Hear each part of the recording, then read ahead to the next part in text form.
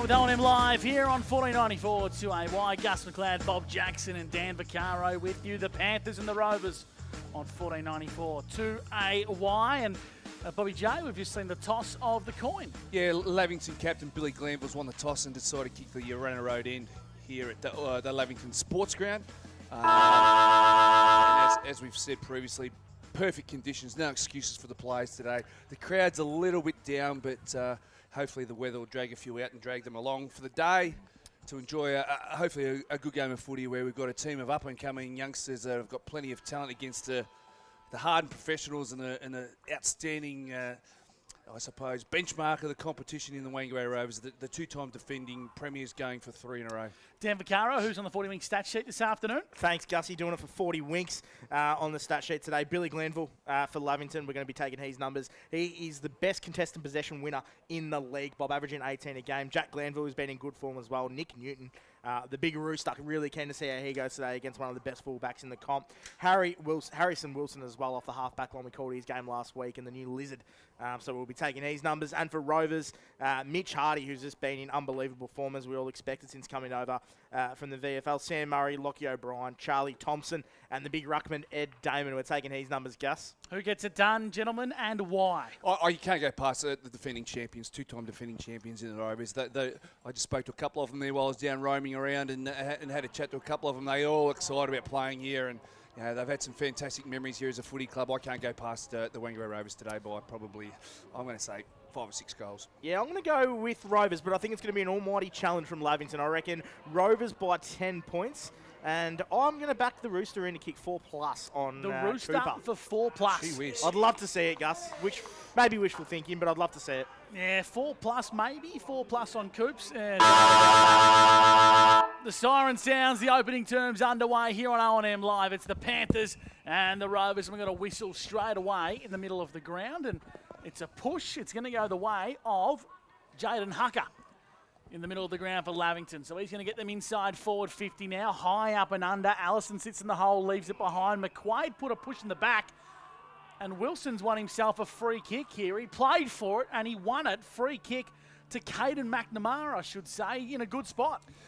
Yeah, he's come into the side after spending the first week, I think, in the seconds, and I think he's an academy player for the Swans, and he's a quality player and played some good footy the last couple of weeks, and they'll be looking for another avenue to goal, and this guy just might be the one to help out the Rooster down forward today as he lines up about, by the time he kicks it, Gussie, I reckon it's about 47 metres out. He's well and truly within range, and this one would be an absolute ripper to kickstart the Lavington Panthers afternoon. Right foot kick is a little bit skew off, in fact. A little bit skew? It's a little bit off. That's it's kind. Out of bounds on the full. Free kick to the Rovers in their D50. Bobby J. Yeah, it'll be interesting to see how they do that inside 50. The big fellow on the Hucker on the free kick in the middle of the ground and straight away kicked it to space. We've got a free kick. Still for out of bounds on the full, is it? Or has the non-officiating umpires got involved? This happened at centre wing. So is that Cleland? Is it Cleland? It is Oscar Cleland, yeah, in the yellow boots. So therefore, the Lavington Panthers will get the free kick where the ball was, which is wow. actually in the forward pocket. And Jakey O'Brien's going to get it. Jakey O'Brien's getting it. Turbo Allison was actually waiting for the ball to come back over the fence, which has been kicked into Lavington number 2 sports ground. So how the hell that happened with the ball being in another facility is a little bit undisciplined to state the obvious. So Oscar Cleland's given away a free kick at least 150 metres off the ball. Now Jake O'Brien has a set shot tied up in the pocket. Tightest of angles in front of the new change rooms at Lavington number 2, and he puts it through. So Lavington get on the board with complete and utter undisciplined football from the Wangaratta Rovers. On the A-grade Oars and Batteries scoreboard, the Panthers lead 1 straight 6 to the Rovers yet to score. I was going to say, that's probably one of the strangest starts to a game of footy I've seen in a long time, Bob. And a free kick out of the middle, a free kick for a set shot, goes over the fence, loses the footy, and then a free kick that resulted in a goal. So three free kicks in a row. Very, very strange, and a good start for Lavington, to say the least. They got scoreboard pressure early, but very, very strange start. A little bit cray-cray, as the kids would say nowadays. That's a little bit of a weird start to the day, but anyway, we're off and running. Boys, I reckon we do have a late change as well. Nico Sedgwick we're yet to see, and we know Nick Patton is into the game wearing number 13. We'll keep tabs on that. Back in the middle, nice work from the Lizard. Well, it's Harry Wilson, as his mum and dad called him. We're calling him Lizard Wilson on O&M Live, and he gets the ball onto Jack Glanville on centre wing, Velodrome side. On the left boot, down the line. Nice hands out in front from McNamara. And he's been paid. That could be 50. Should be 50. Allison threw it well and truly over his head. I think the Lavington Panthers all played for it a little bit. Coming through is Wilson. He's ignored, so McNamara is going to have to set sail from the best part of 48 metres. He does look overly confident. He arcs around, gets it on the right boot. Top of the goal square is where he goes. Big pack flies. Ball's at ground level. Mr. Ed Damon head over the footy. Working hard as Buchanan. So too is Summers. Now Jack Glanville on the right. Snapping and putting it to the left-hand side for a minor score. So Lavington moved to 1-1-7. The Rovers yet to score. It's been a hot start on the A-grade Alls and Batteries opening term. Back-to-back inside 50 for the Lavington Panthers, and both times they've gone to McNamara, and both times he's presented and won the football for his club. So there's another avenue to goal that we've been talking about in the pre-match that's going to help the Rooster out in that forward 50 for the Lavy Panthers. Allison at fullback finds the coach in Murray, who goes with a searching handball to Mitch Hardy, who's got his first 40 winks, and he kicks down the line, and Hucker gets a crucial fingertip in front of that one for the Panthers. Boundary throw-in on centre wing. 4 minutes gone in the opening term for NZ Albury. Yeah, as the ball just goes out right in front of us, Billy Glanville on the 40-wing stat sheet. Got his hands on the ball 2 times already. And Jack Glanville as well. We see that shot on goal. He's up to 3 disposals on the 40-wing stat sheet in the opening 4.5 minutes. Looks like a double team here and a potential tag going with Sam Murray. So watch this space here. Looks as if Hurd's got the job on him. Thompson dispossessed, so too was Newts, and then Justin Lewis handball towards grass. Hardy went to soccer. Jack Glanville mopped up the crumbs for the Panthers and got the ball to centre half back. Patton, the late inclusion, chisels one to Sanson on the edge of the cricket wicket here at the Lavy Sports Ground. Bobby J, we've got an injured player coming from the ground. Just grabbed his eye. Nick Newton. Nick Newton, by the looks of it, yeah. Just clutching at his eye there. Might have got poked, an accidental poke. Aidan Cook across half back for the Panthers, inboard to Patton on the left, and he kicks to centre half forward. Allison, the captain for the Rovers, got front and centre. Hurd comes through, dispossessed for the Panthers. Now the ball's in dispute. Catapan gets busy. Nice work from both sides. And Hurd got a big crunching tackle. Umpire says we'll ball the footy up.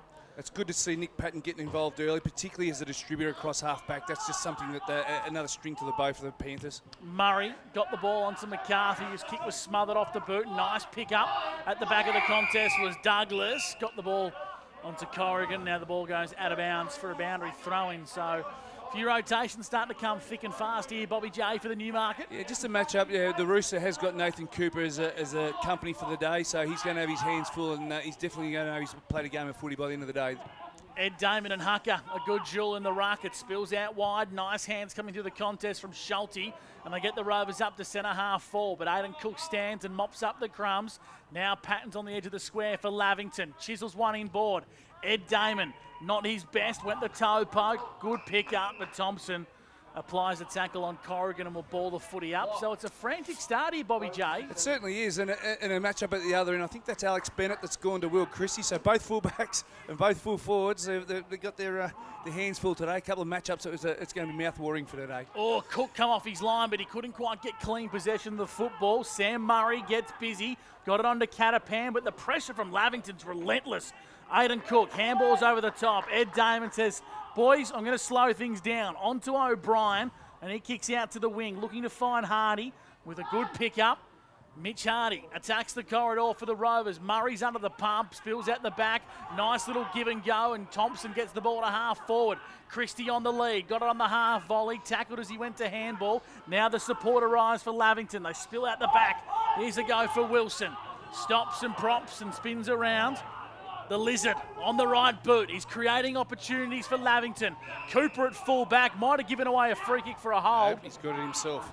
He's going to get himself a free kick for a hold, and he's got the match-up on the Rooster today, Bobby J. Yeah, the best call there would have been play on, I think. Both players were pulling a jumper, so I just feel as though that was the better call. O'Brien on Velodrome side, centre wing, kicking to half forward. McCartney, first game for 26, inside 50. Mark's been taken by Noah Schulte for the Rovers, and he's 45 metres out on a slight angle. It's been a high-octane start, hasn't it? Both sides are zipping the ball about. Lavington have probably had more of the possession of the football. It's great to see Nick Patton getting some early touches and really being that distributor across half-back. But as pros do, they just taken all the blows and they've just manufactured the ball across the far side, and they're having a shot on goal right now. Is this their first inside 50, D-Vac? Technically their third, but their first entry through them. So Schulte on the right boot, kicking to the Hannah Street end, and it's just shaved the post, I think. Yeah, through for a minor score. So the Rovers, they're on the steel line scoreboard, one behind the Panthers, 1-1-7. The game's yet to really settle. Both sides playing a frantic brand. Wilson attacks the corridor. Oosterhoff marks uncontested, just behind the centre circle. Almost caught Damon by surprise. So too Cooper. Now the ball comes to grass. Here come the Panthers. Running is Buchanan. Gets himself to half forward. Onto Jack Glanville. Kicking inside 50. Oh, spilling a mark in the pocket. It's probably one he would have liked back. Cooper Hall. Now the ball's on the goal line for the Lavy Panthers. And it's a minor score after all that. So for the Newmarket Hotel, Bobby J, they're moving the ball quick. They are zinging it about, aren't they? They're really taking it up to the two-time champs, the Lavington Panthers, and I like what I'm seeing. A lot of young fellas getting involved and backing themselves to take the game on, which is something that the coaching staff at the Panthers will be really happy with at this stage. And the one thing I think Lavington really need to work hard on, Bob, is just when Rovers get in that position to rebound off the back line, they've got to work hard getting back because they move the ball better than anyone. What's happening with Sam Murray and Ryder Corrigan in this match-up here, Bobby J, in the forward line? Well, Sam, being the player he is, he'd identify the matchups he's got, and he'll take them to the most dangerous. No, it's not actually. They've swapped it over again there, Gus. It looks like that's young Hooper, young Douglas, is it? Yeah, Douglas is taking him. So whatever they're doing, they've got a plan for Sam Murray, the Panthers. They're clearly trying to nullify his impacts. Now, we've had a serious stoppage in play here, but after all that, we're going to get a boundary throw-in on the Velodrome side wing, and Damon won the tap for the Rovers, got it towards Catapan, who finds Mitch Hardy, who's racking up 40 winks disposals for fun. Kick was smothered off the boot, looking for Allison. Now Billy Glanville gets Lavington inside 50, but there's brown and gold jerseys everywhere. One of them was McQuaid. He dumps the kick, but it's into the hands of Hucker. Hucker to Patton. Patton dispossessed. Mopped up beautifully by the Rovers. Now the ball's with Stewie Booth. Booth feeds it backwards. Trying to find a teammate with Schulte. Searching handball to McQuaid. Got him. And McQuaid hits a lob wedge out to the wing, and Booth wasn't quite up to it. The Lizard Wilson. Good body, and he's been busy today for the Panthers. And just an update on the bench as well. Jack Glanville looks like he's got a bit of claret coming from his nose, so he's just getting stitched up now. That was a clash with Mr. Cooper about 3 minutes ago in the forward 50. So 1-2-8 the Panthers. The Rovers one behind. That's on the steel line scoreboard. We've played 11 minutes here for NZ in Albury. Head over the football. Nice work there from Smith for the Rovers. He left it behind. Now getting busy once again is Patton. Hall's there as well. And now the Rovers kick as far as they possibly can to a contest. One-on-one, McCartney and Cleland. Cleland picked up. Is that holding the ball? It was. Talk us to that one, Bobby J, for the Newmarket. Just incorrect disposal there from Cleland. I think he had three really good options and didn't take any of them, and unfortunately he lost the footy incorrectly, and the free kick was against him. O'Brien comes in board. Nice looking ball. Finds Patton. He's a booming left foot kick, and he's found a teammate, Sanson, on the badge of the 50. Kicking to the Urana Road end, into the pocket. Oosterhoff on a searching lead, and he's in a very tight spot, but you can put that down to the defensive pressure from the Rovers. Gee whiz, he's looking fit and strong, isn't he? He got 2 or 3 yards on Cooper really quickly there, and that's all he needed to take the mark. And the kick from Sanson was right on the chest. It was a perfect weighted kick to the Rooster, and he's looked sharp. He's taken a nice big mark in the middle of the ground, and now he's taking a mark inside 50. So this contest might not be all one-way traffic here. Mr. Cooper might have his hands full today. Now he looks like he wants to run around and take the banana here. He starts on the boundary line, gives himself 5 metres, kicks across his body, and he's put it across the face for a minor score. So Lavington 1-3-9, the Rovers one behind. Steel line scoreboard. It's been all Lavington to start, gents. It definitely has, Bob. They're up to 7 inside 50s on the 40-wing stat sheet and 2 marks in that sort of entry as well. Jack Glanville's been super. 5 disposals for him on the 40-wing stat sheet, and Billy Glanville's had 4 disposals as well. What's happening on the Rovers side of things is Murray looks to take a mark, but Wilson intercepts. Who's the best for the Rovers, D-Vac? Mitch Hardy at the moment's up to 4 disposals. Well, he might find himself with another one here. Had his pocket pick, spills out to Thompson. Thompson got the ball onto McMonigal. Now Charlie Thompson again. A couple of 40 winks in a very quick moment of time. And Ryder Corrigan, after all that, applies a strong tackle on Joel Smith. Will ball the footy up into attack in the centre square for the Panthers. little bit of shuffling down back. I think Cook's gone to Christie in the back 50, and Bennett's playing the higher defending role. Nice little give and go. Here's a chance for the Stingray. Harry Barber for the Panthers goes bang! 35 metres out, got the give and go from Jay Summers, and the Panthers look hot. Yeah, Barber, that was a great finish. Yeah, wearing Kate Stevens, number 24, and doing it proud there with a great finish there. The Lavington Panthers have come to play. They're moving the ball really quickly and taking on risks and moving the ball through the corridor and presenting opportunities inside that forward 50 quite regularly, and it's quite exciting brand of footy. And they're not forgetting their one wood bob as well. Their clearance work has been really exceptional to start this game. 4 clearances to 2, and that one there leading to a goal just on the edge of the 50. So great play. Billy Glanville and Jack Glanville, both 5. How often do we see this from the Rovers? Yes. When they're just a little bit slow to start the game? They will find their way back into it, but Lavington are going to have another crack inside 50 again. Ulsterhoff had a big fly at that one, but the Rovers defenders are there. They clear defensive lines. Tracking it towards the boundary is Alex McCarthy. It's out of bounds for a boundary throw, and we get some Dan Vaccaro stats thanks to the team at 40 Winks. Yeah, well, as mentioned earlier, it's a very one-sided clearance battle at the moment, 5-2 in favour of Lavington, and they look like it matters a lot because it's resulted into 9 inside 50s to 3 so far in Lavington's way. Damon in the ruck up against Sanson. It missed a lot of them. Now it spills out the back. Billy Glanville goes in hard. An umpire, Jason Rain's going to call for another stoppage here. Bobby J for the Newmarket. What are you seeing around the stoppage? Yeah, it's very congested, and Lavington are trying to get the ball into space as we go out the front of the Oh, it's stoppage. Hardy, and he looks busy. On to Dylan Wilson. This is the Rovers' best look. In a paddock of space is McMonagle. In fact, it's Cleland. Cleland inside forward, 50, steadies and misses. They're not making the most of their chances here. The Wangaratta Rovers, that's their second minor score. The Panthers lead 2-3-15 to the Rovers 2 behind. Steel line scoreboard, Bobby J. Yeah, you're talking about stoppages there before, Gus. Lavington won't be happy with Rovers just walking at the front of a stoppage and presenting a nice inside easy 50. Looks like Jack Glanville with Sheridan Hands back on the ground. No more claret, Bobby J. No, he looks like he's back and running. Got the honker all taped up, and he's right. I'm not sure if we've seen Nick Newton re-enter the field of play just yet, but we'll keep tabs on that. Here's Damon in front of our broadcast position. Oh, he's in trouble here, Damon.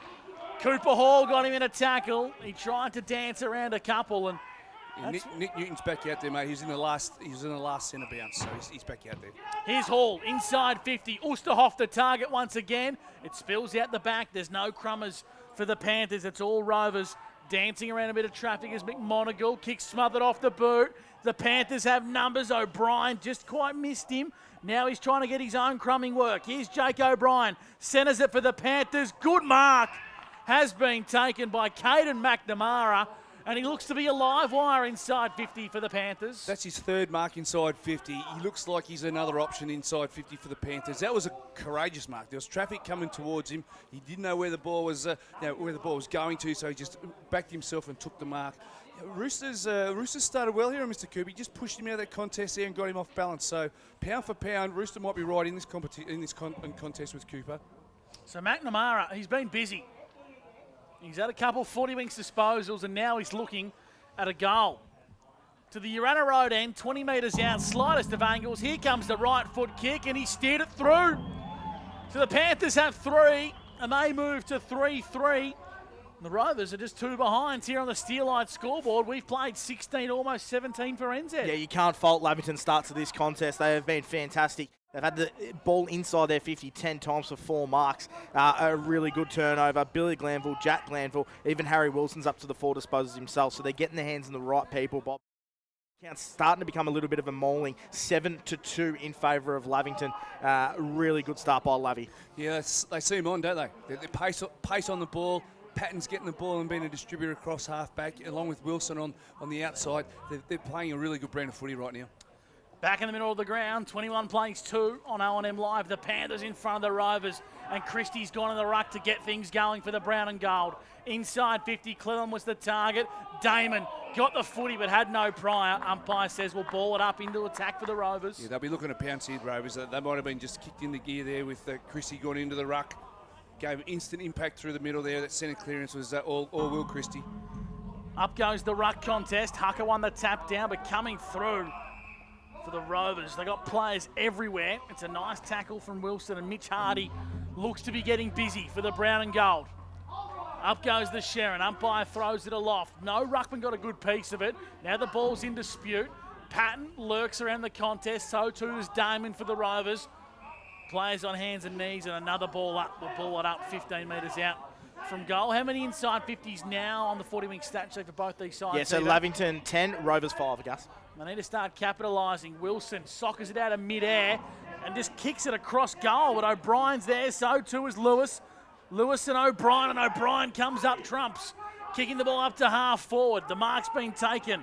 Good hands from Summers. Feeds it backwards onto Douglas. And Douglas tries to find Sanson. Went the one-hander. He's got a good duel with Ledger here. Ledger comes up trumps. Now it's back in the hands of Big Will Christie. Christie onto McCarthy. And McCarthy, has he taken it out of bounds, Bobby J, for the Newmarket? It was out of bounds where the kick took place, so there'll be a throw in there.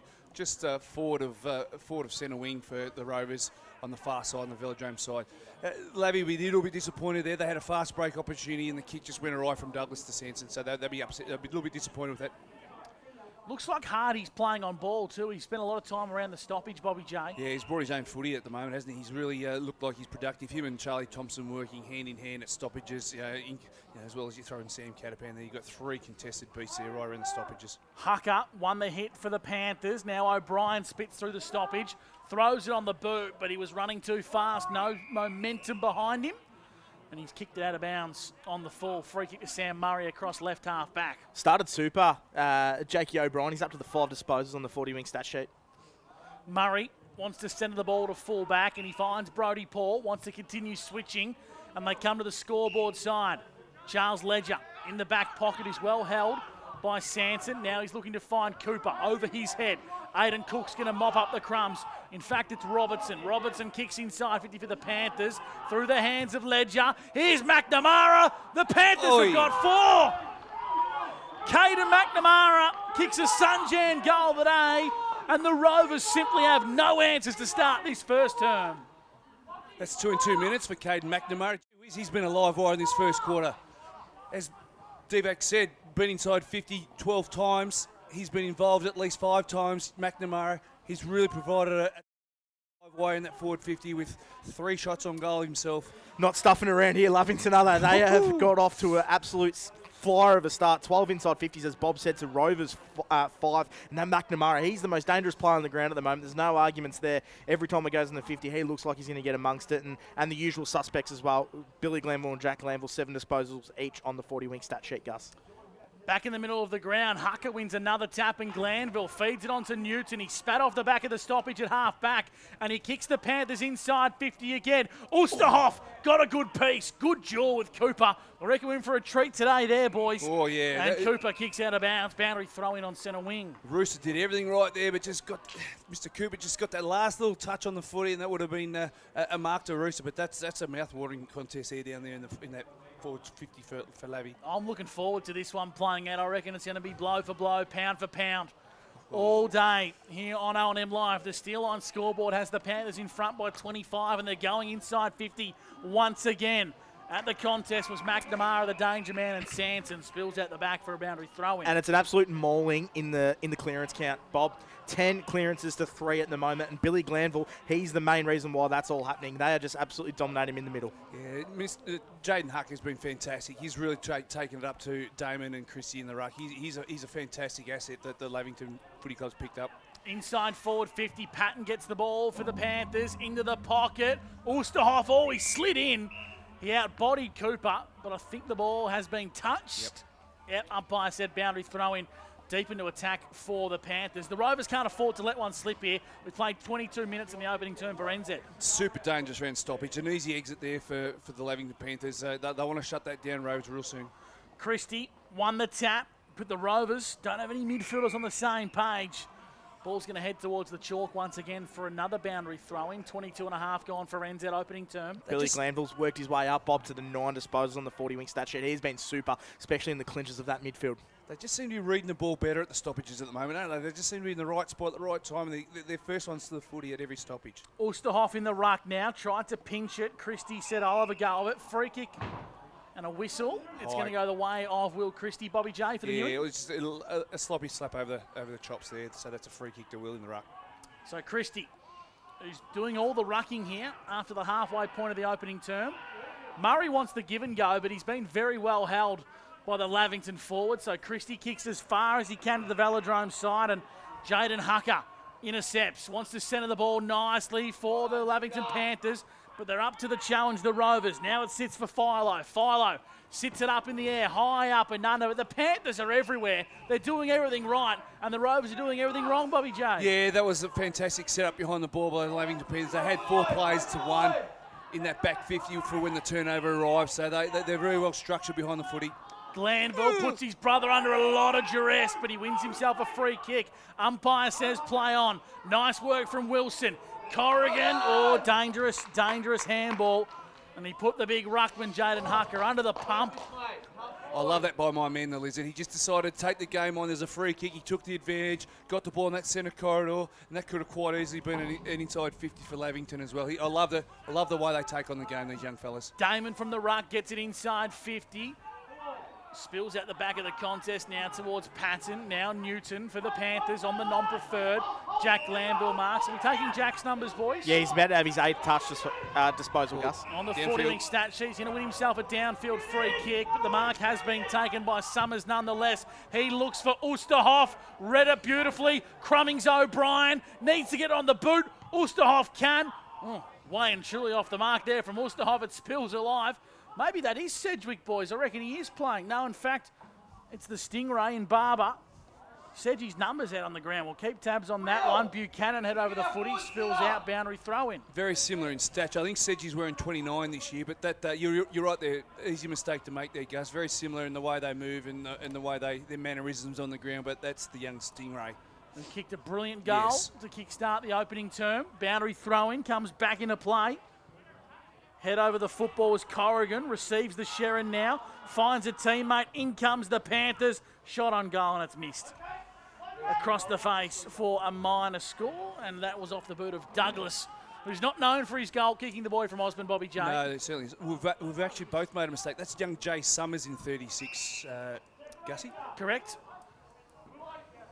So we'll eventually get it right. We'll get there eventually. Allison, I'll tell you what, the Rovers might hope they can get it right as well. Out of bounds for a boundary throw, and they're just not playing a Rovers brand of football. No, I think the coach is looking for a reset at quarter time, and they did this plenty of times last year. They weren't the best of starters last season throughout their campaign, so I dare say that they'll just take a stock at quarter time and then reset after quarter time. Oosterhoff is pushed up in the ruck here. Damon fell into his hands and he was dispossessed. Philo, handballs over the top. Catapan had his pocket picked, Hurd. Now the Panthers regain. Now the ball's in the hands of the Rovers, I should say. As Thompson kicks long down the line. Contest. Aiden Cook looking to find the Lizard Wilson. Toe poked forward by Cleland was okay, but Newton intercepted. Bevan comes off his line. And now Wilson once again. Kick was smothered. Well done, Brody Philo. McCarthy arrives. Wilson gets another crack at the Sherrin. Now Newton for the Panthers. It's chaos football. The kick was a dangerous one. It works out okay. Patton marks and he chips across the field of play, looking to find Alex Bennett, who has been quiet, but that's not a bad thing from the Panthers side of things. He kicks up towards the Velodrome side wing. Sanson has a crack. Ledger was there. Now O'Brien chiseled him board, and he finds McCarthy. McCarthy on the right boot. Spots a Rover in a lot of space. It's Justin Lewis. And he's 50 from home, Bobby J. Yeah, this was, as he's played on. Inside 50, the kick goes, top of the goal square. It's all Panthers. Panthers everywhere. Aiden Cook and Alex Bennett. They get the ball out of bounds for a boundary throw in 15 out from goal. Both the ruckmen just clashed there. Mr. Ed and Will Chrissy both were going to the same footy and spoiled themselves. They just look out of sync, done that, the Rovers, but that's all credit to Lavington Panthers. They've thrown everything at them today, and they've rattled the champs. They've rattled them. They lead by 26 points after 27 minutes for NZ. In attack are the Rovers. Ball heading towards the chalk and heads out of bounds for another boundary throw-in. In fact, it looks like Jack Glanville's trying to claim a free kick. He won't get it, so the boundary umpire will bring it back into play. Let's get a 40-wing stats update from Dan Vaccaro. Well, I'm not too sure what Jack Glanville was doing there, but he has been good at this quarter on the 40-wing stat sheet. 8 disposals for him, and his brother Billy up to 10. Boundary throw-in. Christie won the tap. Looking for the football was Philo. Got it out towards Hardy. Hardy handballs looking for a teammate in space. Well done by Bevan. And clearing defensive lines. Give it a 40-wing disposal to Jack Glanville, but it is a turnover. The Rovers regather possession. And O'Brien's got the ball here, and he's a long, long way from home. The former Carlton Blue and Morris medalist. He's going to play on from a standing start into the pocket, Christie. It's probably the best play we've seen all day from the Rovers, and Will have a set shot from 30 metres out, 10 metres in from the boundary. Yeah, there's some blocking off the ball that created some space for Will Christie to lead into. Yeah, that's great. That's a great forward craft and teamwork and selfless work in the goal square where they just block and shepherd and illegally do it off the ball, so one gets free. So Will Christie's a beneficiary. On the siren, Christie hits the stick. It just simply sums up the opening term from the Wangaratta Rovers. They are 3 behind to the Panthers 4-4-28 here on O&M Live. It's a first term dominated by the home side for A-grade oars and batteries. We're going to unpack it on the other side of the break. Here on O&M Live, 28 plays 2. The Panthers lead the Rovers on O&M Live, where you won't miss a thing.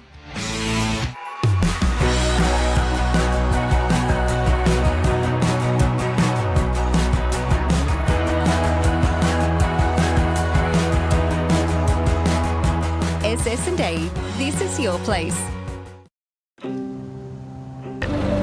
All right. I love you. Have a good shift. The all-new Nissan Navara, built for the grid shift.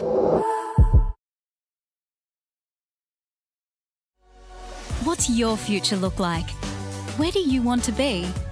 Whatever it looks like, with GoTAFE, you've got this. Get real skills for real jobs and careers right now. Search GoTAFE today.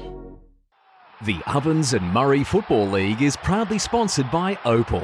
Thinking packaging? Discover Opal.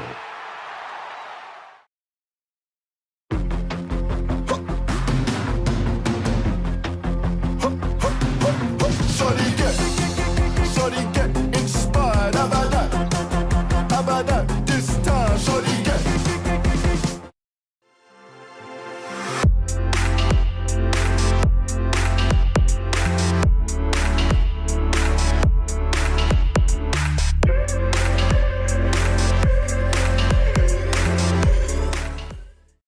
Explore where your new home begins. Discover our designs. Discover local land. Discover what's possible. Visit Sundancer Homes' new sales centre and showroom at 482 Kiowa Street, Albury.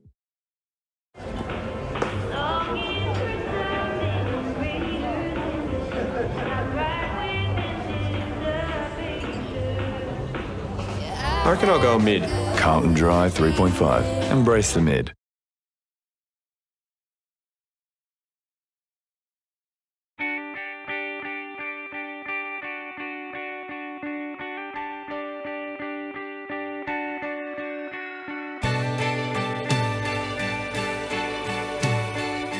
No one celebrates life like you do.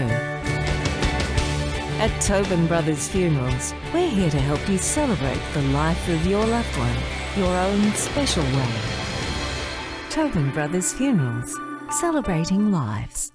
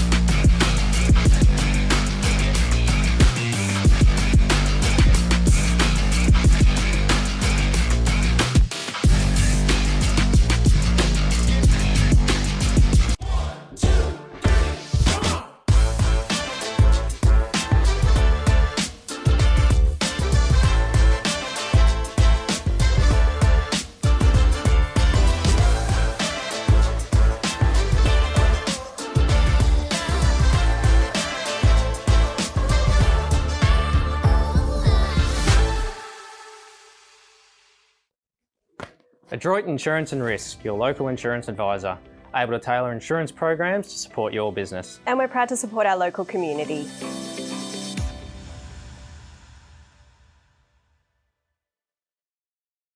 This goes out to all the athletes, the fitness buffs, and the huff and puffs. On your marks, get set, Find your perfect fit at the Athlete's Foot.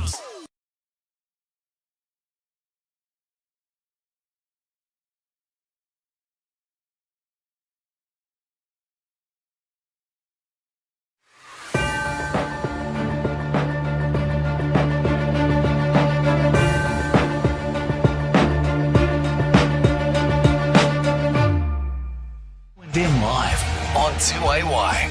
Welcome back to O&M Live. It is quarter time and the Panthers have put on a clinic in the opening term. They lead by an almighty margin here on O&M Live. 28 plays 2, 4-4 to 2 behinds. Should probably update to 3 behinds, I think, once Will Christie hit the stick. But nonetheless, it's been a first term dominated by the Panthers. We're going to get our Hotondo Homes quarters best now. Dan Vaccaro, over to you. Thank you. Gusman, Billy Glanville for Lavington was superb that quarter, Bobby J. He had 10 disposals, but just in the midfield, he was absolutely amazing. And Caden McNamara up forward, he looks bloody superb. He looked like the most dangerous player on the ground by a long shot, especially when I went into that forward 50 for Lavington. So he was fantastic that quarter. Those two boys there get the Hotondo Homes quarters best for Lavington. For Wang Rovers, a few players need to pick up the slack, but Mitch Hardy's not one of them. He had 7 disposals that quarter. He's their most important player in the clinches that quarter. He looked like their most dangerous, and he looked like the only one that was really going to get a clearance. He probably got 3 clearances out of Rovers 4 that quarter. So Mitch Hardy is the man for Rovers. You said it, the Caden McNamara, inside 50s is 15 for Lavington, and they've had 8 shots on goal, and Caden's probably had 4 of those shots on goal himself. So, the numbers are very much in favour of the Lavington, the footy club at the moment in regards to the opportunities in front of goal. So they'll keep ramming that home, and they'll keep ramming home that they want to get quick ball movement and move that ball quickly and shift that Rovers defence that likes to get set and likes to get settled and likes to control the ball when they haven't got it. So they're really being tested at the moment by the way that Lavington is shifting that ball through the lanes and across the ground and coming back on top of that angle through the middle, like young Wilson, young Patton across half back. They're not afraid to bite off that 45 and give their midfield and forward 50 a different look and a quick look. I think the difference is a quick look. Just had a message come through from our man. We spoke about him in pre-game, our man the FUD, Alex Marklew, and he has sent me a message. I'm available to play against Albury if selected next week for the Rovers. If he's not selected, he can come and join us in the box. I don't know. We've got some legalities that we can't really... the FUD might not quite fit the mould. Come on. Big shout out to the FUD. He's a star, of course. I've got you in, FUD. I've got you in, brother. You'd have my spot on O&M Live. Here we go. The second term's underway. Damon won the tap and Murray got busy. On to Thompson. And this is what the Rovers look like at their best. Costello went through his mitts at half forward. Wilson wanted the crumbs from McCartney. Umpire says, we'll ball the footy up, Bobby J. Straight away, you saw an immediate response. You've got Damon to the coach, to Thompson, and that's your 3 big guns in the middle, just getting to work nice and early. Billy Glanville in the trenches, as we expect. We might get it around the grounds as we kickstart the opening term here. The second term on O&M Live from Bobby J shortly. We'll go around the grounds for Hotondo Homes. Back in the middle, Thompson got the ball onto Catapan, top of the goal square, free kick. Free kick here. It's going to be a downfield. Catapan's going to get it. It should be downfield. The kick had already happened, but Catapan's going to get the free kick from, I'm going to say, 35 metres out, slight angle, Bobby J. Yeah, just a little bit sloppy there. I tend to agree. It probably should have been downfield, but the Lizard just was infringed in the back there, and Sammy Catapan, the professional, he's having a shot at goal here. 35 out. So the Rovers desperately need this. Sam Catapan, Mr. Reliable, has put it out of bounds on the full. My goodness, the Rovers are well and truly asleep at the wheel, Bobby J. They certainly are. Yeah, it's not the start that they wanted, but their clearance game has definitely picked up since quarter time. That's exactly what Rovers wanted. 2 clearances from a possible 2, and it was in the hands of Sam Murray and Charlie Thompson both times. So that is the positive sign for Rovers in the second quarter.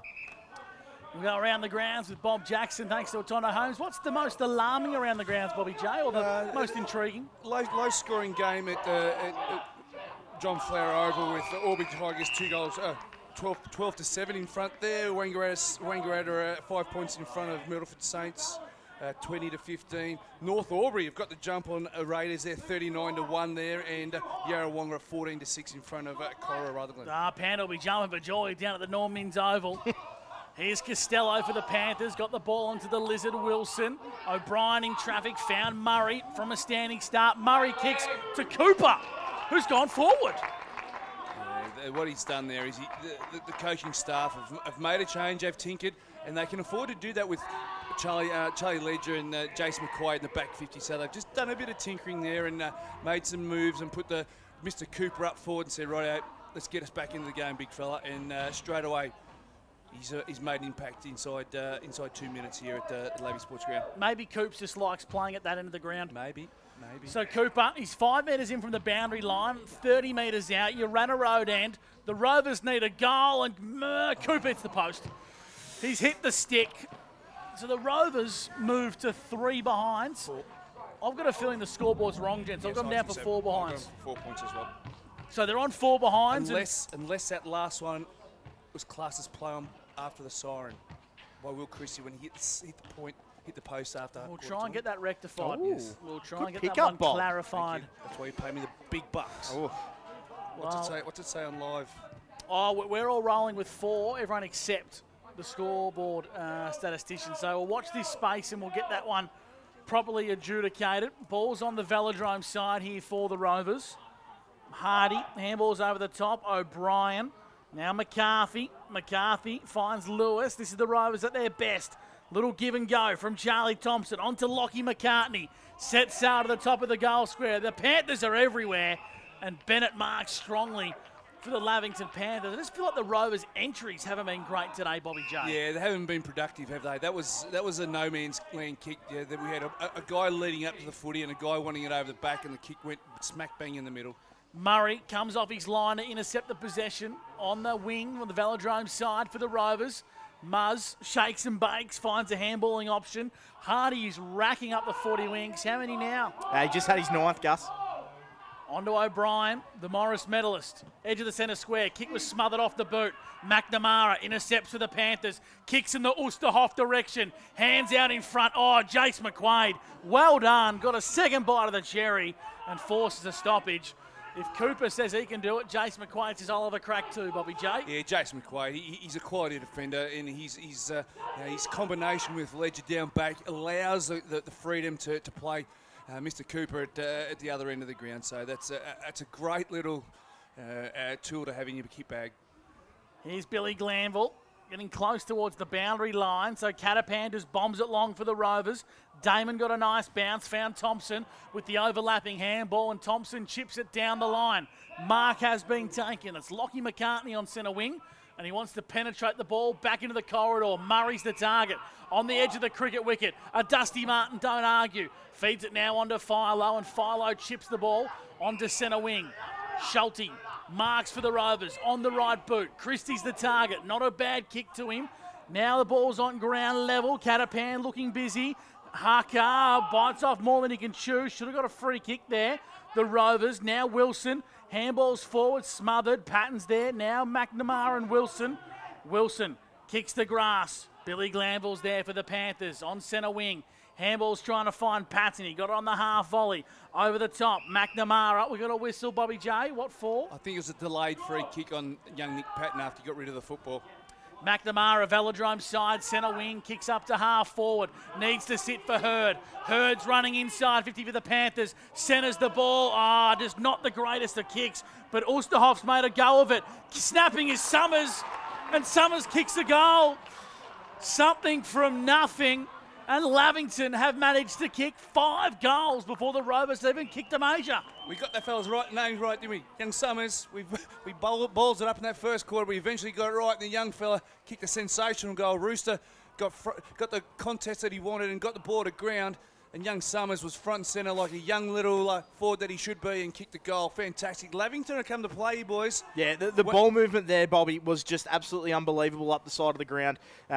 You saw Billy Glanville. He's having a game and a half. He was part of that. Nick Patton, they won the free kick. They went forward. Oosterhoff does what he does every single time the ball goes in that 50. He at least halves the contest, and that's the and Summers was the recipient of that. Great finish from the boy from Griffith. Very, very nice stuff as the Rovers try and get the ball going their way. The kick's an absolute mongrel, and it's turned over to Wilson. Wilson switches, looking to find Buchanan on half back for the Panthers, chipping down the line. Costello Didn't have the front position. Catapan intercepts. So Catapan goes behind his mark, gives the give and go to O'Brien, who chips it up to Christie. Christie didn't get a good flight at it. Now it's Cleland on to McCartney. Standing start. Damon looks to get busy. McCartney once again. Oh, strong tackle from Costello holding the ball for the Newmarket Hotel. Yeah, another poor entry inside 50 for Rovers. That's a real concern for them. They're not getting quality entry into dangerous spots for their forwards to make a charge at it. So they'll be really disappointed with that so far. 40-wing stats, Dan Vaccaro. Well, that Harrison Wilson we mentioned again, he's up to 11 disposals on the 40-wing stat sheet, exactly where he was last week. He was absolutely dominating. And that man there, Billy Glanville, has got leather poisoning, just about to have his 12th disposal as well. He's going to switch the ball to the back pocket, and he finds Douglas. Dropped an easy mark, but he's got time to regain his composure. He kicks down towards the clubroom side, right in front of our broadcast position. The Wilson Lizard gets busy, and sliding across the chalk was Harry McMonigal. It's a boundary throw-in on centre wing, Bobby J. Geez, his work rate's nice and high, isn't it, for a young fella, young Wilson? He's really everywhere, and he's pushing the lines, and he's trying to break lines. He's actually coming off a breather now, so he's just coming off a well-earned break, young Wilson. I'm just having word coming through. The scoreboard is correct, and Bobby J, you were accurate. So the score is the Rovers 4, or so the Rovers 3 has been amended, I should say. The Rovers 3 behinds to the Panthers 5-4. So scoreboard amendment 5-4 plays 3 behind. You know what's got me stuffed, boys? Why players appeal for a deliberate in the O&M? It just doesn't exist. It's not a rule. We don't pay it. No, we ridiculous. Do not pay it. Why don't we play it? Boundary throwing on centre wing. Damon, nice tap work from the ruck contest. Got the ball on to Chucky Thompson, who kicks the half forward. Christie on a searching lead. That's got to be 50. Oh, they survive a scare, the Rovers. Reversed it. Talk us through that, Bobby J. What? It's a reversal free kick. No, it's coming back to Christie. Oh, that's crazy. It's either 50 or a reversal. Nonetheless, Christie plays on, kicking into the pocket, finds his target. And I'll tell you what, gents, I don't actually know what happened there. Why did the umpire bring the ball back? That was the decision that shouldn't have been. It either should have been 50 or a reversal. Okay. So, after all this, Brodie Paul. Brodie Paul for the Rovers. Yes. Now, I don't reckon this bloke's kicked a senior goal. Oh, now the umpires are making him take one step to the right. So Brodie Paul is going to kick from 45 metres, 45-degree angle, Urana Road end. My goodness, the Rovers need this. In comes Brodie, right foot kick, steadies and fades across the face. It's a minor score for the Rovers. Now with the scoreboard adjustment, they've just hit their 4th behind. So the Rovers 4, the Panthers 5-4-34, Bob Jackson.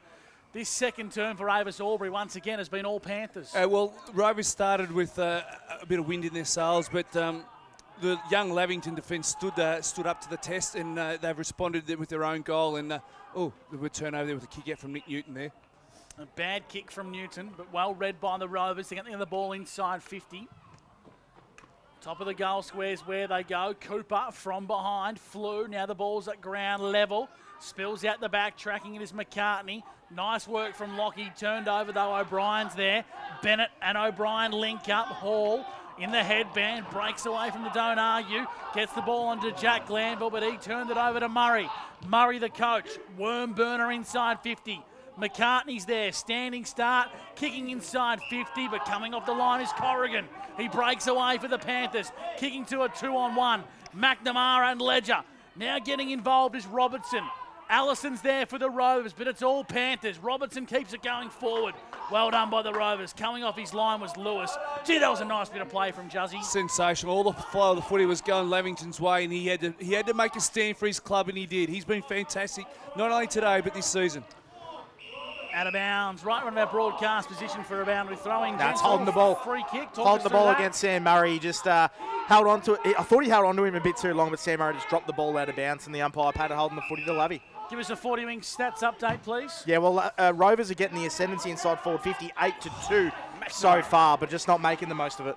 Now the ball's in the hands of McNamara for the Rover Panthers, kicking inside 50. Oh, Oosterhoff, he smashed the contest. Summers is there. Handball's turned over. Justin Lewis in defence stands up and he finds Will Christie. He's been outstanding this year, Justin Lewis, hasn't he? He's had some really important roles in that back 50 for the Rovers, and I spoke to Kyle Raven before the game, and he's one of the most important players in that back 50.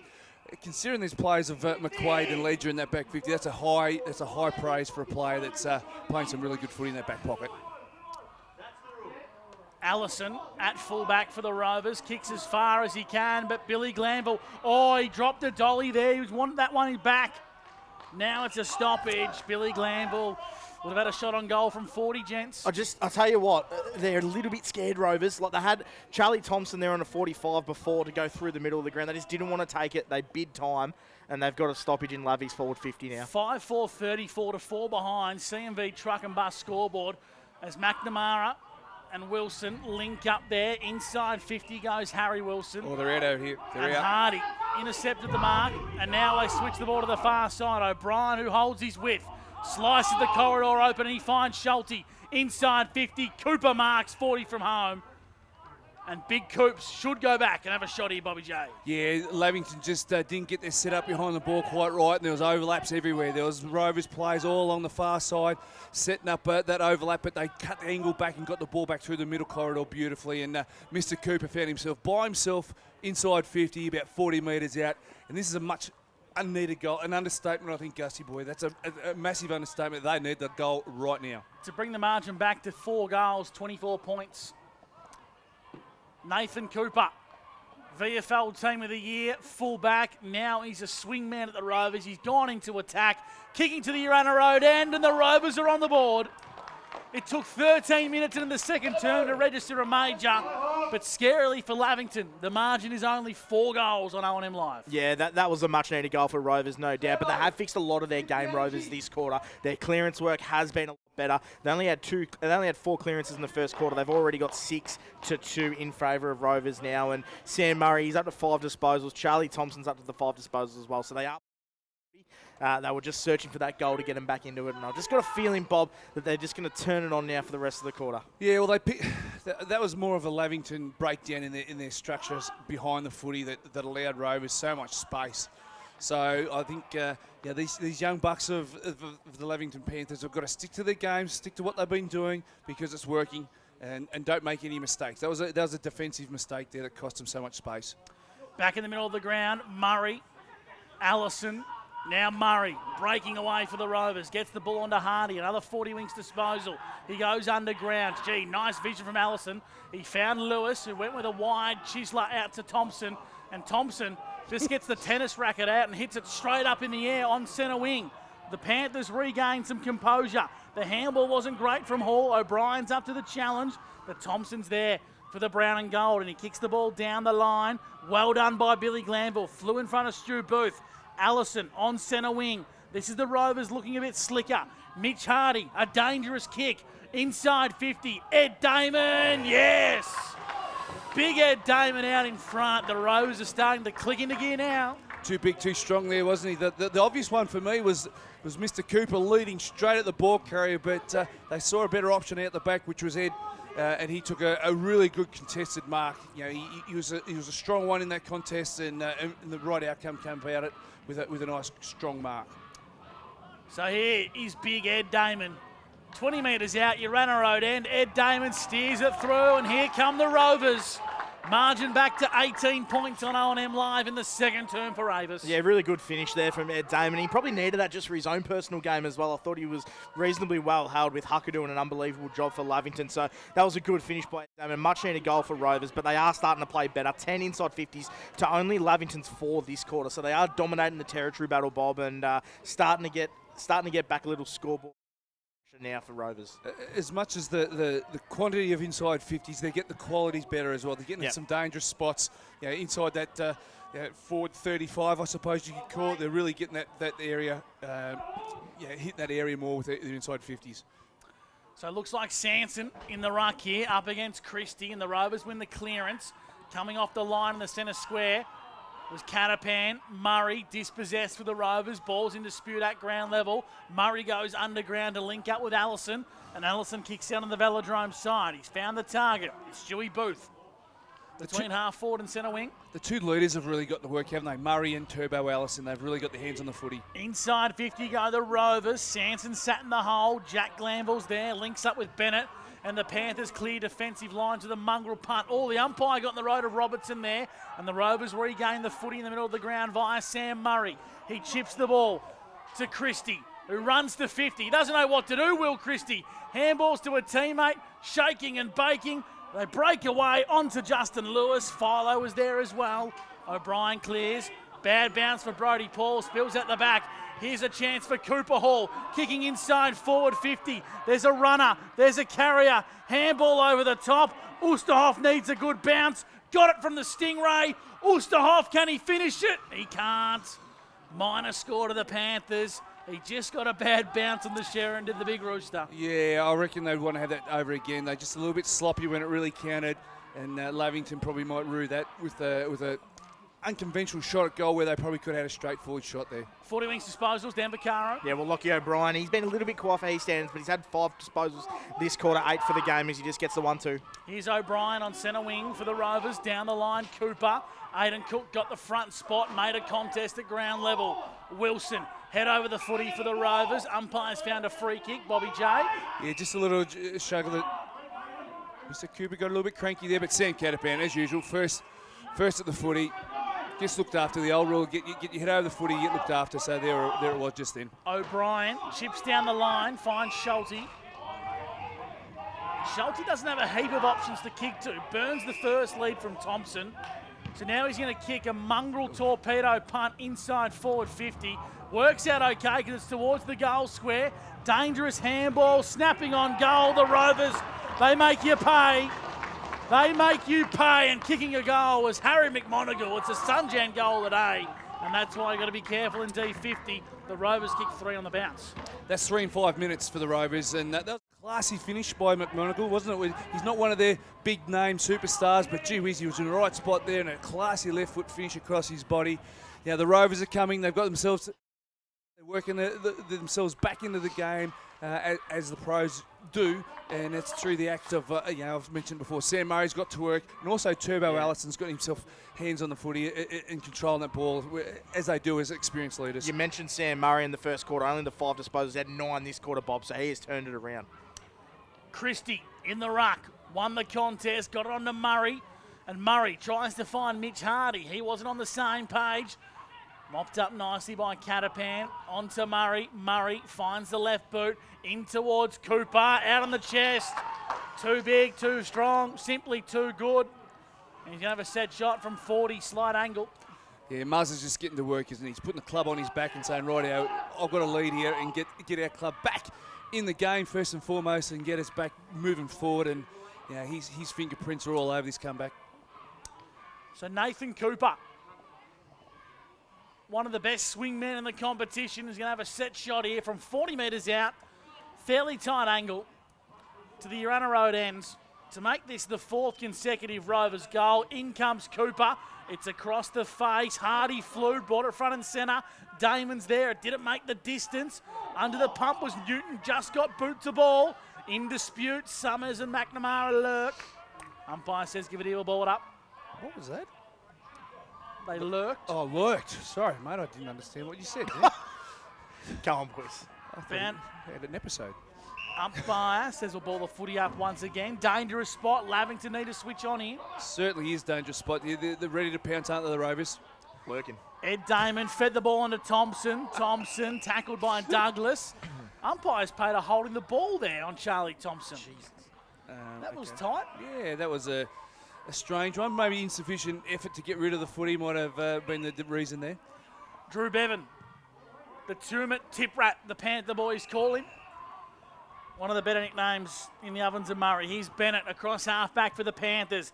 Kicks long down the wing. Buchanan out in front. Umpire didn't see anything illegal there, so it's going to be a boundary throw-in. On centre wing, Velodrome side.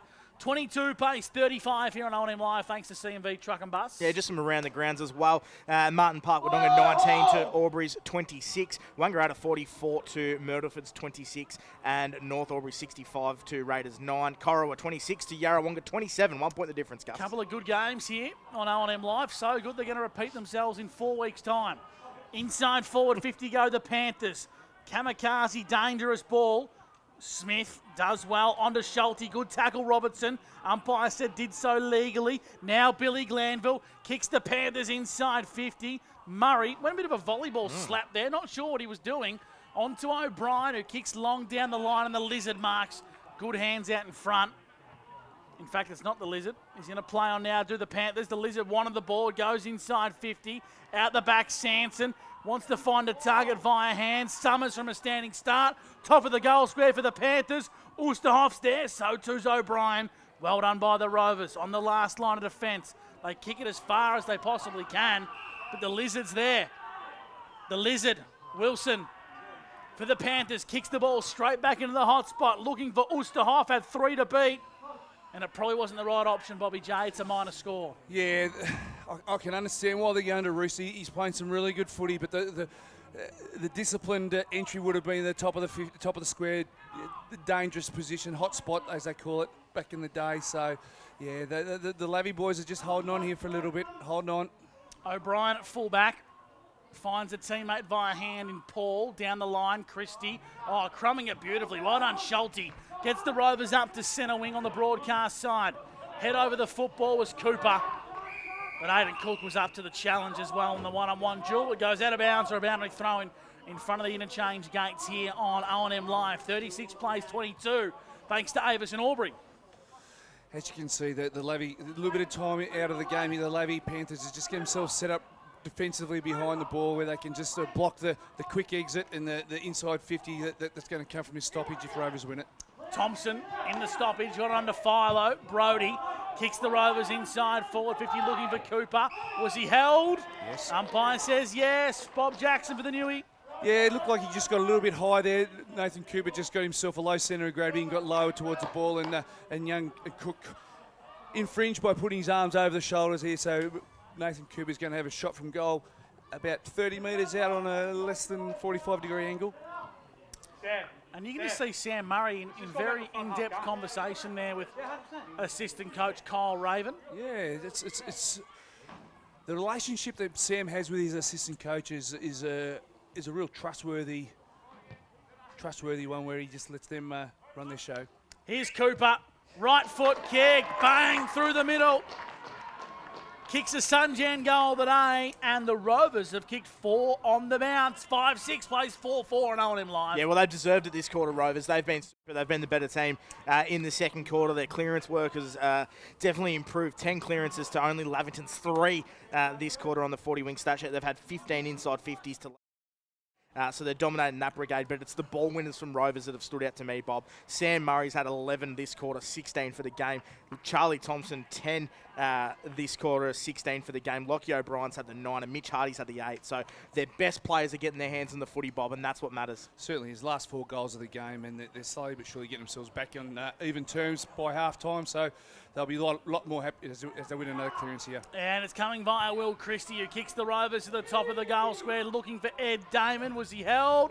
Umpire says no, and the Sharon does weird and wonderful things. It bounced on right angles, and it's a minor score to Will Christie, which takes the Rovers to 4-5-29. The Panthers 5-6-36. They're really pressing now, aren't they? Wilson, dangerous ball. Newton on the half volley, up to the task. Finds the right boot, hugs the boundary line. Little fingertip on that one. It's going to be a boundary throw in on centre wing, Bobby J. How good are those two defenders? Charlie Ledger and Jace McQuaid just shutting down, having young Sanson's having next to no impact on the game. And, Rooster's got himself a nice little blanket down there in Jace McQuaid. So they're both having hard days, the key forwards for Lavington. Catapan, who's been good, onto Thompson. Now Brody Philo on centre wing for the Rovers. He kicks them inside 50, looking to find Damon. Bennett at the back of the contest. Ed has another crack. Was he taken high? Yes. He was. Free kick to the Rovers, and within the blink of an eye, he can have a set shot here to bring the margin back to 1 point. Yeah, another quality inside 50. We spoke about that just a minute ago, D-Vac, didn't we? The quality of inside 50s is so much better now for the Rovers than they were in the first quarter. They're getting into dangerous spots. Ed Damon's moved down forward, and Will Christie's playing a bit more longer on ball, where those roles seem to be reversed. Will Christie's getting a lot more centre clearances and a lot more clearances around the ground, and Ed's been a bit more of a handful up forward. So here's Ed Damon to the Urana Road end. Right foot kick from Big Ed. I think he's pushed it wide. It's a minor score. 4-6-30 to 5-6-36. The margin's back to one straight kick. We'll go to Dan Vaccaro, some 40-minute stats. Yeah, well, I really like that change they made, and we mentioned it was Christie going back into the ruck and Ed Damon going forward. He looks to be a real force. And the other one as well, Nathan Cooper moving off Oosterhoff. I love McQuaid and Oosterhoff. I think it's a better setup, it's a better match, and Oosterhoff's had no impact on this game in the second quarter as opposed to the first. After 27 minutes, the siren sounds here on O&M Live, and it's half-time. And in the half of footy that was probably dominated mostly by the Lavington Panthers, the Rovers didn't kick a goal to the 13th minute mark of the second term, but the Panthers only find themselves in front by one straight kick. 5-6-36 to 4-6-30 here on O&M Live. It was a very interesting second term for Avis and Albury. We're going to take a break, and on the other side of the break, the halftime show coming your way on O&M Live. You won't miss a thing.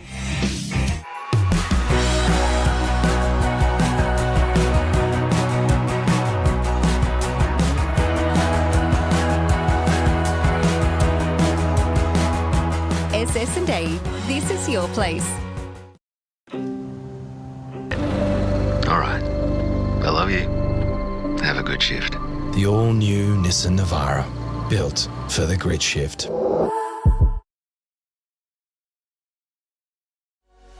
What's your future look like? Where do you want to be?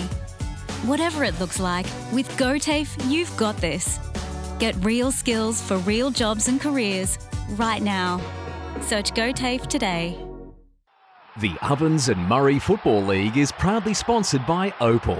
Thinking packaging? Discover Opal.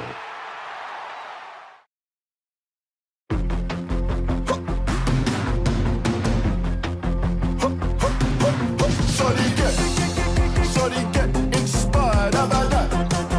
How about that? This time, shorty get.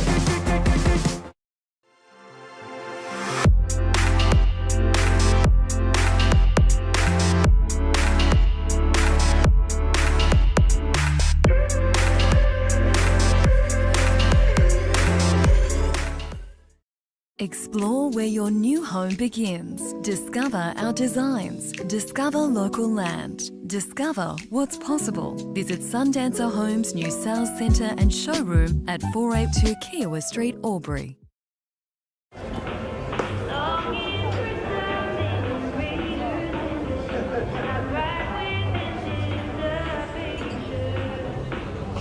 I reckon I'll go mid. Carlton Dry 3.5. Embrace the mid.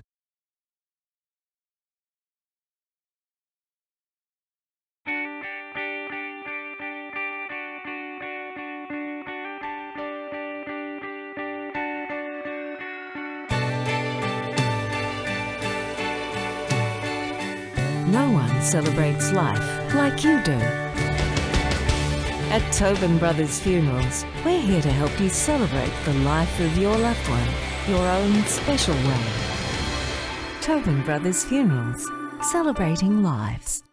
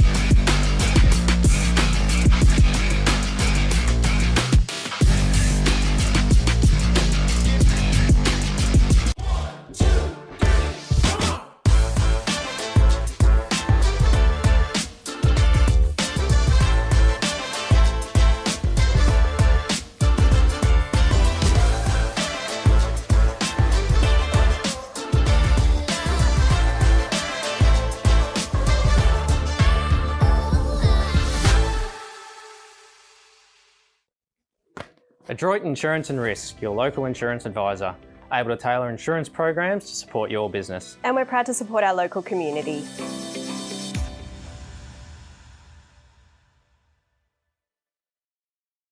This goes out to all the athletes, the fitness buffs, and the huff and puffs. On your marks, get set, Find your perfect fit at the Athlete's Foot.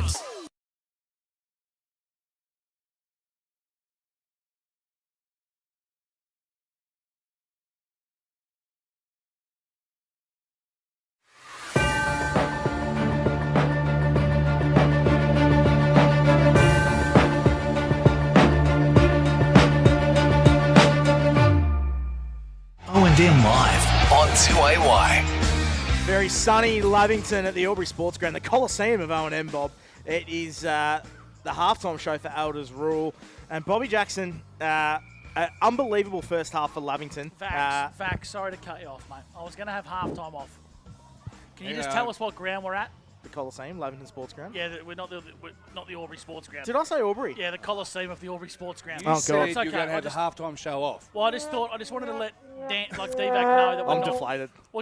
We'll continue on. It's a beautiful venue. If you thought we're at Aubrey, maybe something was off. But we're in Aubrey. Lavington's a suburb of Aubrey. Let's run with that. Just wanted to make sure you knew where we were. But that's okay. Lavington Sports Ground, joined here. This bloke was complaining about talking too much and doing too much and all this sort of stuff. You could not get him off the halftime show. I just don't know what DVAC had at the halftime break for something. Right on the whiteboard. We all make the blunders. Right on the whiteboard. And I make very few. So as soon as I make one, they all jump on top of me, Bob. But no, we are here at the Lavington Sports Ground, which was kindly pointed out by our man Gus McLeod. Bob, a game It's actually called the Lavington Sports Oval, but anyway. A half of two halves. Let's get into some footy. Yes. Lavington were fantastic in that first term. They're really good. Their clearance game was up and about. Their players were up and about. Their inside 50s had 15. And then the next quarter, it's almost as if we've seen it many, many times. Rovers just flick that switch and then do Rovers things. They were fantastic that quarter. They had 17 inside 50s that quarter for a total of 33.5 of football, which is huge. And their players were getting to work, Bob. They certainly were. They coughed up a goal after 6 minutes of defensive dominance, I suppose, the Rovers. And from that point on, they really just sort of set the ground up the way they wanted to set it up defensively, off the ball and behind the ball. And we'll talk to Sam. He talks about that all the time after games, Sam, in regards to how they want to set up and control the opposition when they've got the footy. And you could just see it happening here where they just set up the half-backers and their back six were just controlling where the ball was going. And the pressure on the footy, it lifted a lot.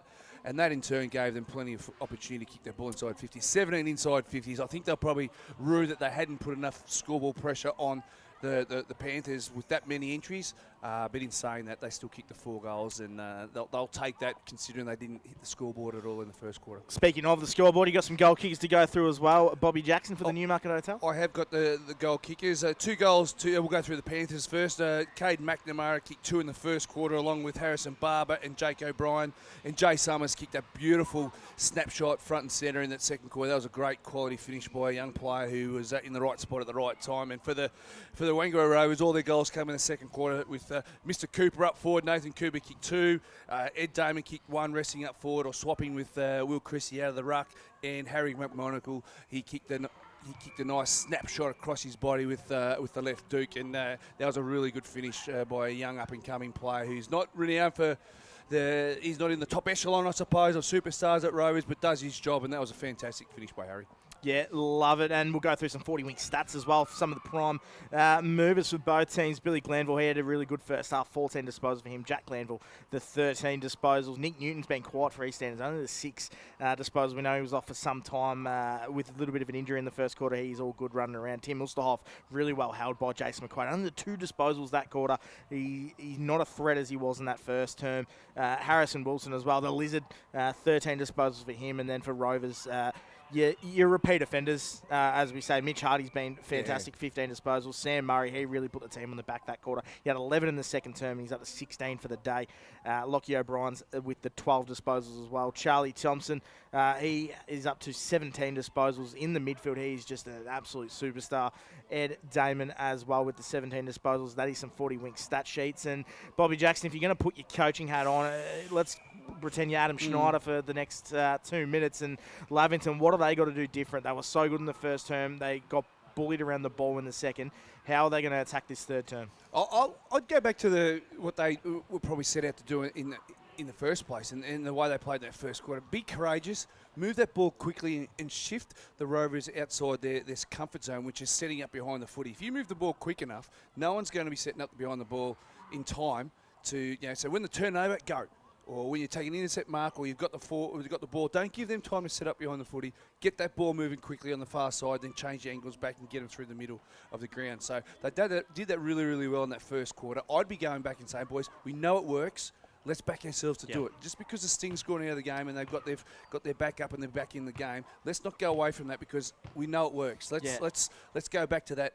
And you mentioned if I was Adam Snyder, what would I be saying? He'll probably have a go at me about dropping him from a cricket grand final again after the game, like he does every time I commentate one of his games. So I'd be having a go at me. That's what I'd be doing. And in a funny way as well, don't be scared to lose the game in a sense. Play 100%. on that instinct, attack, go through the middle of the ground. We know what's the easiest way to score in all footy, AFL, O&M. Go through the middle of the ground and go through it quick. And if you're going to beat Rovers, risk losing the game by 40 points as opposed to having a win as well. So we saw a little bit of that last week, didn't we? They just sort of went away. The game was there to be won, and they just sort of didn't make the more positive decision, I suppose. They didn't try and lose the game. They tried saving the game a little bit. We're seeing a little bit of it there.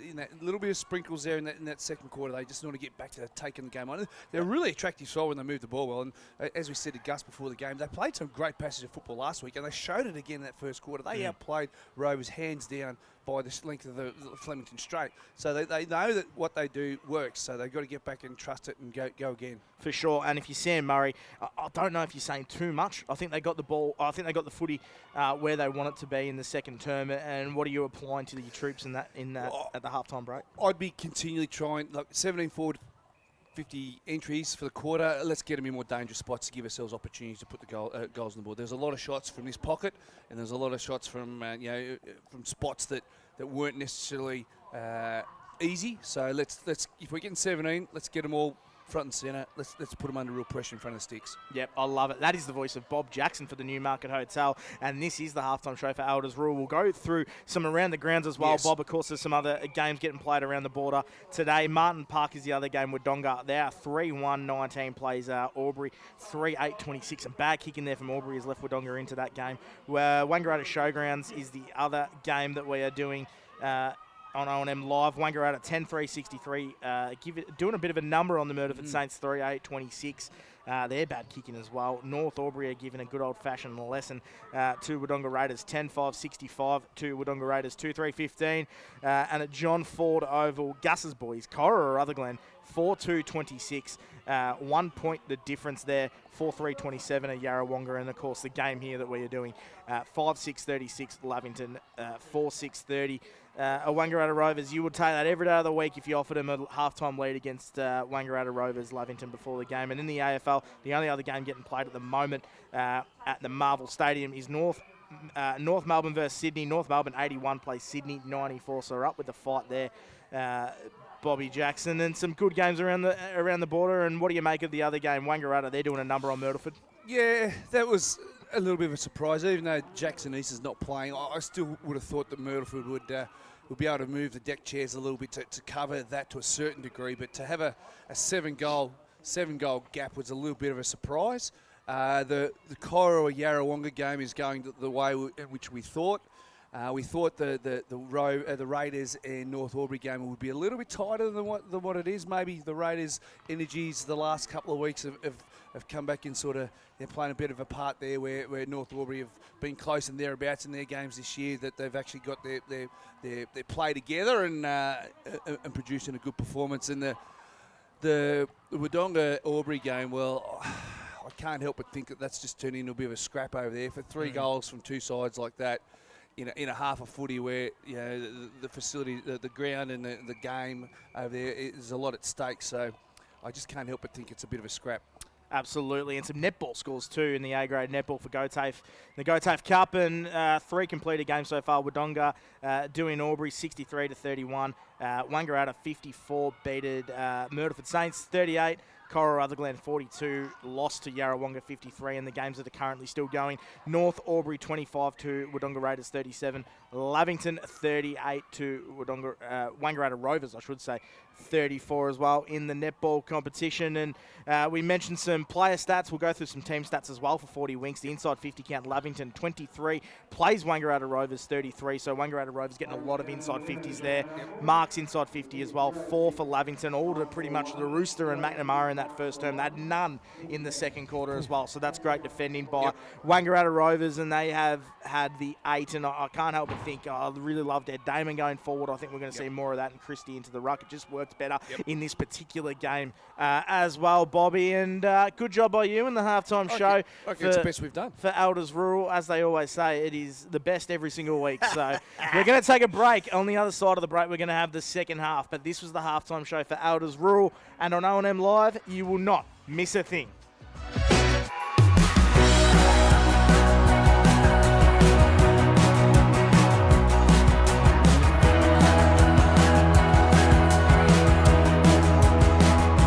SS&A, this is your place.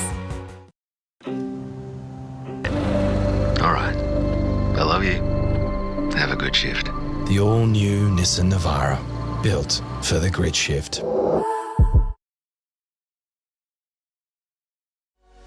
What's your future look like? Where do you want to be? Whatever it looks like, with GoTAFE, you've got this. Get real skills for real jobs and careers right now. Search GoTAFE today. The Ovens and Murray Football League is proudly sponsored by Opal.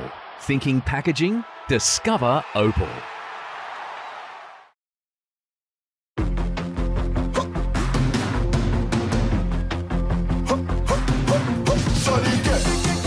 Shorty get inspired. How about that? How about that? This time, shorty get.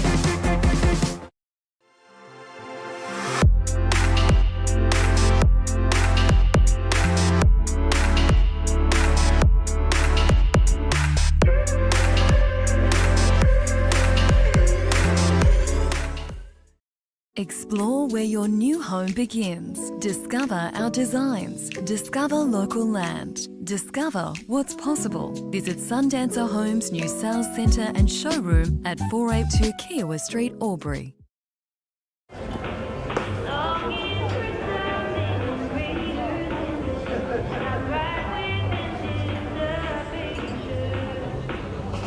I reckon I'll go mid. Carlton Drive 3.5. Embrace the mid.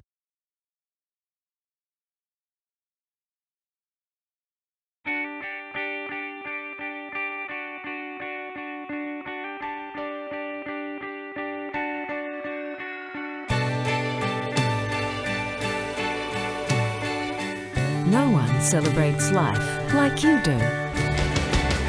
At Tobin Brothers Funerals, we're here to help you celebrate the life of your loved one, your own special way. Tobin Brothers Funerals, celebrating lives.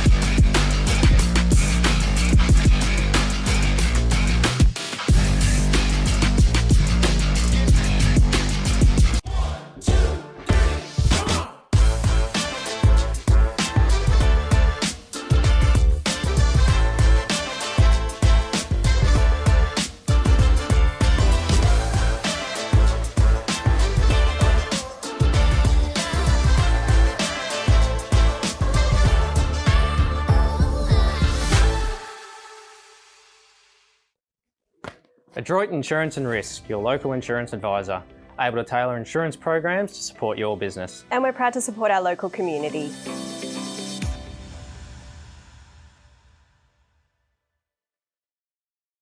This goes out to all the athletes, the fitness buffs, and the huff and puffs. On your marks, get set.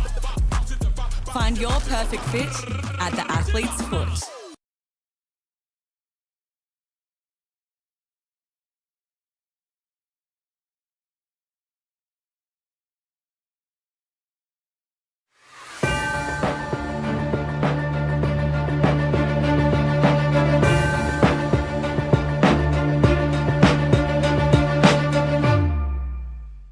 OMFM Live on 2AY. They certainly are with O&M Live. Welcome back. Before we get back underway, Bobby J, let's get those around the grounds updates. Thanks to Atondo Homes here on O&M Live.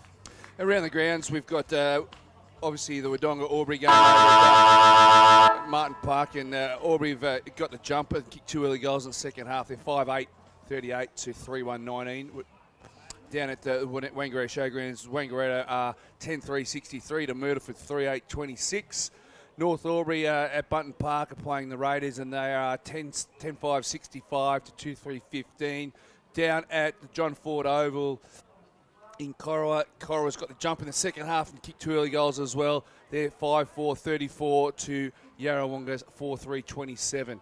And then obviously we've got the game here where we've got a goal. The difference, Lavington's 5-6, 36 to Wangaratta Rovers 4-6, 30. So a couple of good games around the region, DVAC, but this is all our interest here in the second half. Oh, and this is a ripper game. And the first 10 minutes is going to tell a lot about what Lavington have got, really. It's going to be Rovers is going to continue that dominant display from the second quarter, or are Lavington going to be able to wrestle back momentum? They did it multiple times last week against Murderford. We know Rovers are a different base, but I'm really interested in this third quarter, Bob. Yeah, certainly are. We've got all players getting into their positions now. We're just waiting for the umpire to get us started. Gussie McLeod. Thanks, Bobby J. Thanks to Weesness here on O&M Live. We're underway in the second half, and Christie's doing the rucking again. I like this move from the Rovers. He got the ball going up towards half forward for the brown and gold. Philo and Costello in a one-on-one duel. Linking up with Hardy. Philo under the pump, gets it on to Thompson, who kicks inside 50, and the Rovers going to have the first look on goal, and it's Lockie McCartney from 25. Just class by the midfield. Will Christie's really played a role in the ruck, hasn't he? He's just a better matchup, I feel, in the middle than what what Ed Damon was, and Hardy's just brought his own football today, and Charlie Thompson, well, he's always been a professional since he's been back in the competition, and that's the perfect start that the defending champs were looking for. Lockie McCartney's first senior game since the grand final.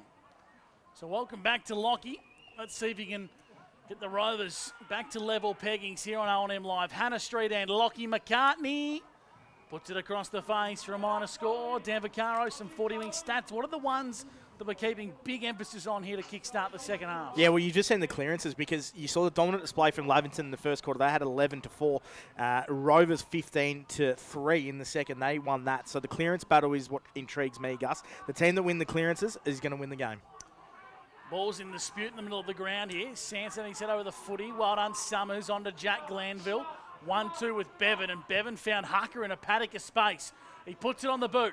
Kicks to a contest. Ball's in dispute now. Well done, Sanson. Hall lurks in a dangerous spot. Ledger dispossessed. O'Brien comes through. He had no prior. Umpire says give it here. We'll ball the footy up. They're just shutting down the space a lot quicker. Once that ball's in dispute, Rovers are making a conscious effort to shut down the space, shut down the player, and get a restart or win the ball back themselves. So the ball spills out the back of the contest now. McCarthy chisels one to Murray. How many for Sam? Sam's about to have his 17th disposal, Gussie. He's been good today, as Muzz. That's what he does every week. Oh, I'll put the commentator's curse on him. He kicks it straight to Billy Glanville, who kicks Lavington inside 50, and Sanson. Bit of separation on his opponent. Marks 45 from home. Does he have the leg, Bob? I think he does. The separation comes from the quick turnover in the middle of the ground where the Rovers were setting themselves up for a switch across the backside of the ground, and poor old Charlie Ledger just got caught out. It was only 3 or 4 metres, and that's all Charlie Sanson needed to find some space to get hit on the chest for a shot on goal here. So, yeah, a little bit frustrating. It is, and that's their first mark inside 50 since the first term, Bob, as well, on the 40-wing stat sheet. All the scoring to the left of screen, isn't it, yeah, Gus? Yeah, all Urana Road Oval. Well, Urana Road, I should say. Here is Sanson. Kicking to the Urana Road and high up and under. Oosterhoff fingertip minus score. So the Panthers move to 37, the Rovers 31. It's a 6-point lead for Wiesners. Turbo Allison kicking out to the... Oh, my goodness. I've never seen Lockie O'Brien kick the Sharon worse. Jeez, he had the left footer's curl that just curled it back into play. Wow. It looked like it was going to bounce outside of the field of play. But Gus, he could have made a better fist of that, I reckon. reckon. For a swing there, Gus. reverse swing. Oh, I don't know. Is that another cricket? Come on, mate. Work with me. Come on. I'm bringing something new to the... Yeah, bringing cricket 12 months of the year. Hucker gets the ball to half forward. O'Brien gets busy. O'Brien from the two respective sides. Here's Schultz. He needs to take a bounce. He ran too far. No, he didn't. Umpire said he ran too far. I tend to disagree. And he just threw it back into Jaden Hucker and getting a little falcon on the way through. Hucker's been good today for the Panthers. He kicks the ball to centre half forward to a 3-on-1. The Rovers had the 3. They get the ball in towards a neutral position. Head over the football's Ledger, absorbed in a tackle. Umpire says we'll ball it up. Geez, they're good defenders, Ledger and McQuaid, aren't they? Just honest defender that make you work for every single touch you get. And, you know, they value every touch they get when they get a touch of the footy as well. Christie wins the contest, clears defensive lines, but it was smothered off the boot. Another ball up once again. Of course, the Rovers' back six is so strong, even without Kieran Parnell, who's staying in Darwin this week. Yeah, that's a luxury to have, isn't it? We can just cover those. You know, we've got Smith and Lewis that play roles down there, and McCarthy's so flexible he can roll back there as well. So they've got plenty of players that can roll into that back six and help. And even this bloke pushes down back every now and then. Murray across half back, centres of the ball. It's a beautiful looking play, and here comes Hardy. Got it from Justin Lewis. He kicks to the advantage of Dylan Wilson. Might be lucky not to get a 50-metre penalty. Back onto Hardy, gets it to his own advantage on the non-preferred, the left, and it just bounces inside. It's an out of bounds boundary throw-in deep into attack. No, it might have been on the full, Bobby J. It might be on the full. Free kick to the Panthers. That's a 150-metre effort by Mitch Hardy. Like, that was just power running at its best. The kick comes back in. Here's O'Brien. He was dispossessed. Umpires put the whistle away. Jack Glanville for the Panthers on the left boot. How many for Jack? Jack just had his 16th, Gussie. All thanks to Tommy McGrath, the team at 40 winks. Here comes O'Brien. Jeez. This is the Panthers searching handball. Hall's got a lot of time and a lot of space, and he's got no one to kick to, so he's going to go himself. Cooper Hall, Sunjan goal of the day. Something from nothing.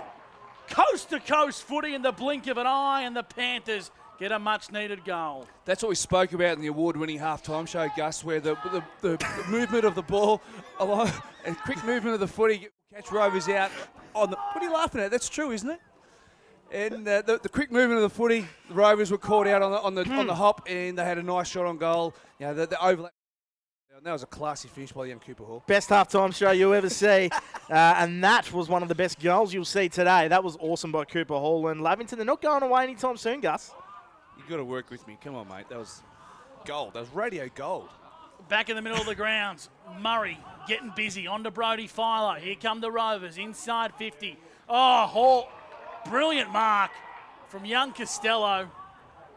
His brother Jack's leaving a big impression at the Panthers. Now at Geelong, and I tell you what, young Riley, he's showing he's equally as talented, Bobby J. Yeah, he had a really good game last week in defence on Cooper Thomason. He's a quality defender. Yeah, he knows when to mark, knows when to spoil, and knows when to rebound. So he's got all the attributes of being a fine player. So is this young man, Jaden Hucker, for the Panthers. Velodrome side, kicks to a contest. Jake O'Brien sees it across the back for a boundary throw-in. So what you're telling me it's not award-winning DVAC? No, I thought it was good. It's just every single week, no matter who's in the box with us, they walk out of the box and go, what a great halftime show that was. And it is, to be fair, so I thought it was award-winning. How stiff's the boundary umpire? Had to jump the fence to get his own pill there, Bobby J. Yeah, the capacity crowd couldn't throw it back to him. You're funny today, Bob. Thanks, mate. Award-winning boundary throwing. McCarthy kicks up to centre wing. Dylan Wilson. Nudge Bevan under the ball. Nice hands from Wilson. Got boot to ball, but the kick wasn't great. Out of bounds on the full. Give me some 40 winks, Stan Vaccaro. Yeah, Rovers, their clearance game again. He's still dominating 5 inside 50s for them. Mitch Hardy, he's up to the 18 disposal. Sam Murray is up to the 18 as well. So here come the Panthers. Patton's got the ball across left half back. Grandstand side of the Lavington Sports Ground. He finds a target. Isaiah Robertson inboard. Nice ball to right of Corrigan.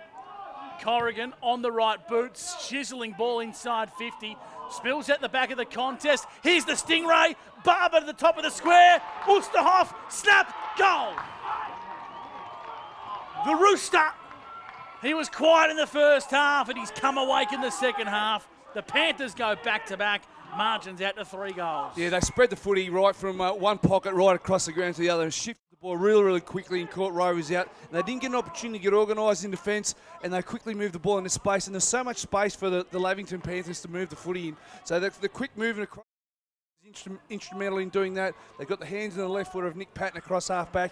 They got the ball in the hands of their smooth movers and good operators with the football in the hand, and they provided opportunities in the forward 50 with plenty of space. And the Rooster, don't take your eye off the Rooster. He's a superstar, the Rooster, and they just keep on keeping on Lavington. Rovers have had all the play, really, in terms of the clearance and the stoppages and their players, but Lavington, what a finish.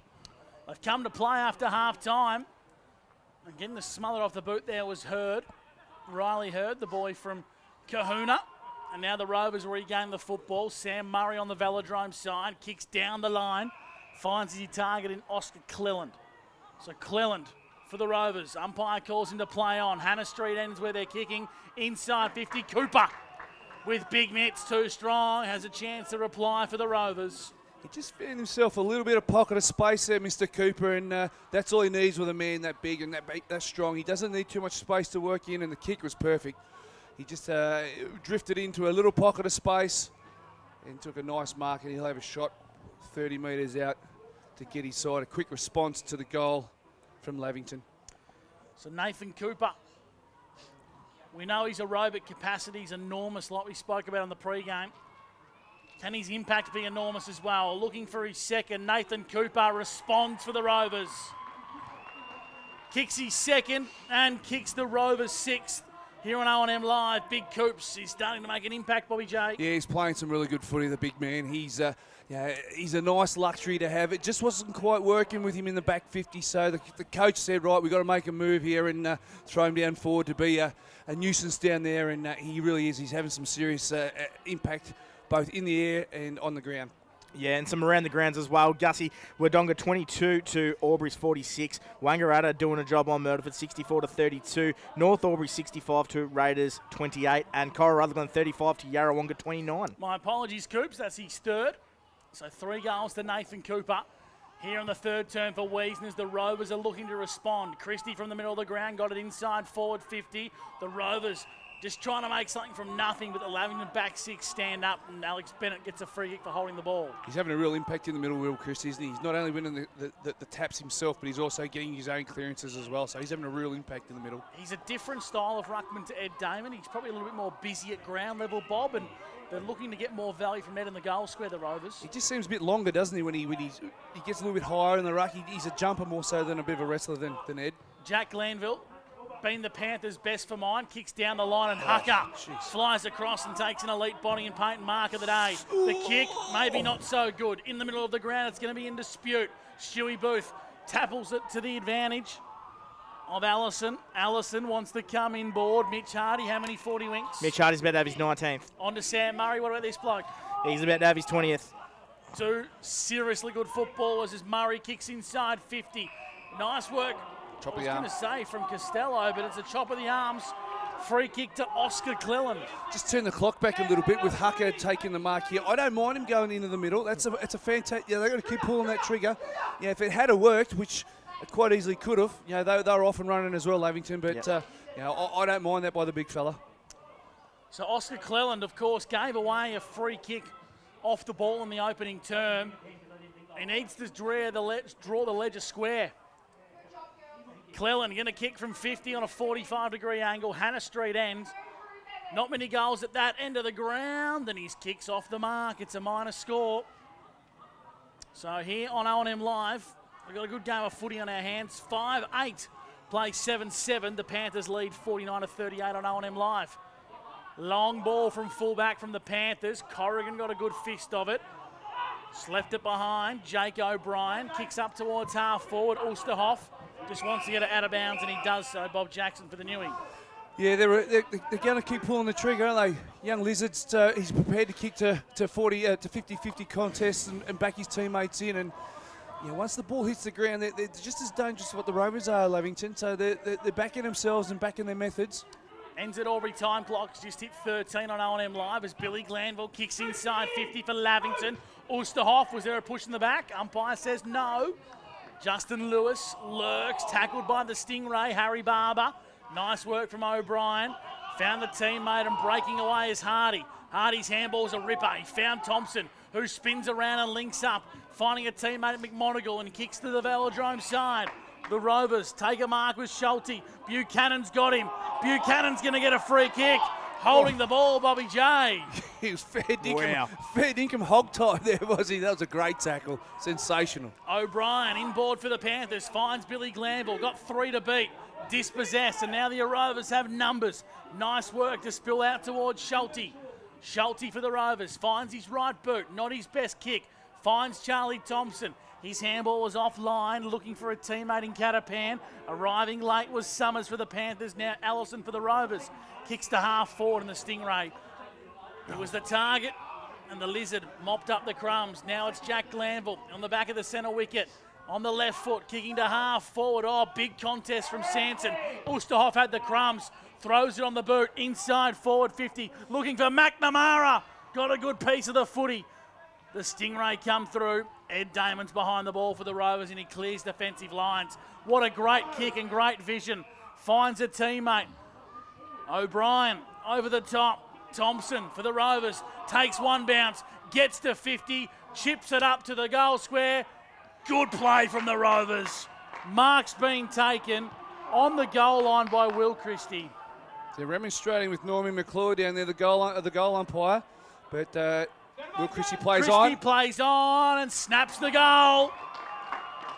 Good footy from the Rovers. All set up by the big ruckman Ed Damon. Finished off by the other big ruckman, Will Christie. They were fantastic. The transition of play. The guns have come to play. Charlie Thompson's lifted a couple of notches, as has Mitch Hardy. They've really taken it upon themselves to, Jesus, high-octane stuff. The ball's zinging about. Both sides are trying to play a fast brand of footy, and it's good to watch, Divac. It is. It's fantastic to watch, and they've been really brave, Lavington. They're trying to go through the midfield. You saw that turnover again from Billy Glanville in the middle of the ground. Just went to a 3-on-1. Billy Glanville coughed it up, and Rovers will make you pay, but they're still trying to go through the middle. They're still trying to get scoreboard ascendancy, and it's got all the makings for a big last term, Bobby Jackson. Yeah, 5-point ball game here, boys. 5 points. It's a ripper. It's 2 goals apiece in this third quarter, and both sides are really trying hard to move that ball quickly and win the game and on their terms. So it's going to be interesting to see the tactics moving forward. Does one side try and shut down the other side, or it's just a bit of a gunslinger at times, isn't it, with the way the ball is zinging about on the fat side of the ground. So both sides are exploiting that. Back in the middle, 16 minutes gone here on O&M Live, and Sam Murray's getting busy. Beautiful kick to Cleland at half forward. And the Rovers are going to go inside 50 once again. Oscar to the hot spot, looking to find a teammate. Out the back, Lockie McCartney, tied up in the pocket, throws it on the right. Don't tell me. No, touched on the line and marked on the line, in fact. Nice work by Aidan Cook, and he wants to come out to find Sanson. You just sense the game's going up a notch here, Bobby. Yeah, you're 100% right there, and I reckon you see there in the defensive efforts there of Harry McMonagle. They're really rewarding the little things, aren't they, the Rovers?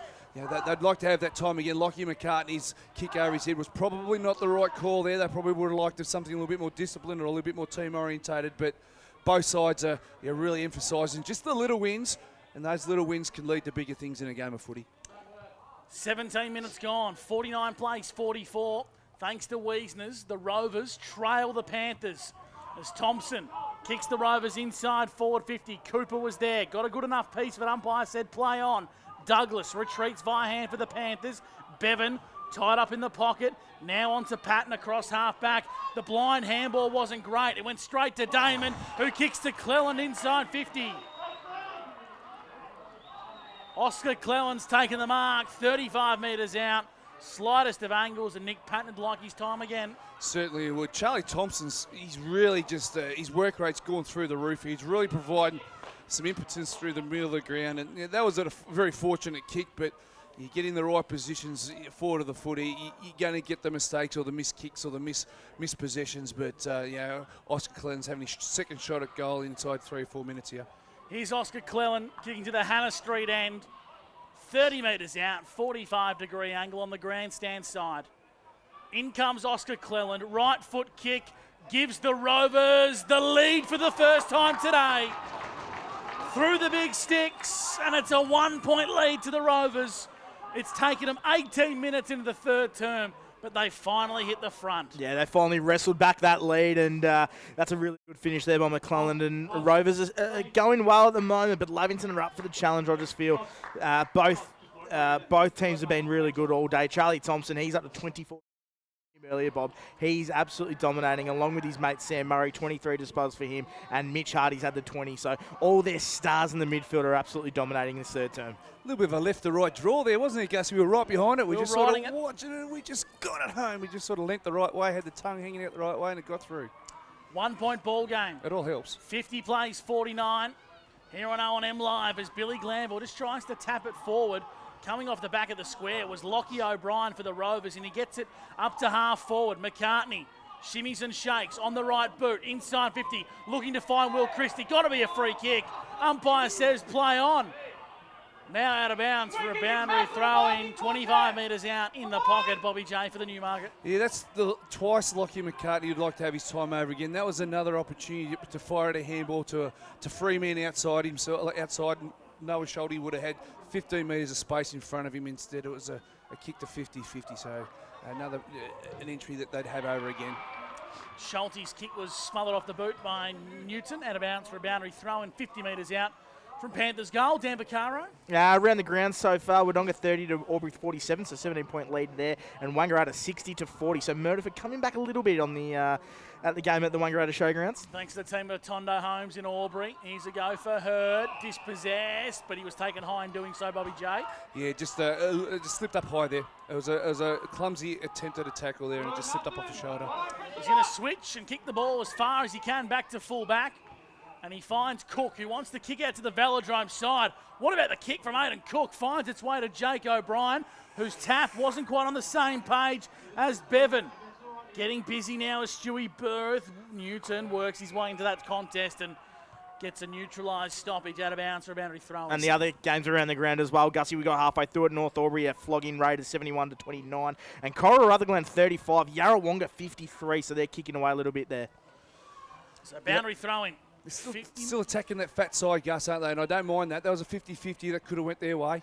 Damon won the tap. Murray was the target. He breaks away, gets to 50 on the left boot, top of the goal square, or all the way. Minor score to the far side. Rovers go to 7-9. The Panthers 7-7 here on O&M Live, thanks to Inspirations Paints. Yeah, the Panthers just got to hold on here. The momentum's all the defending champions' way there. They just got to hold on here and tread water a little bit and stem the flow and try and plug a few gaps and then get themselves back in control or get some quality football back through the middle. Gee, horrible kick from Newton. He's lucky he played on, otherwise he would have been out of bounds on the full. Free kick, 70 metres out from Rovers' goal. We played 21 and a half minutes and it's a 2-point lead to the Rovers.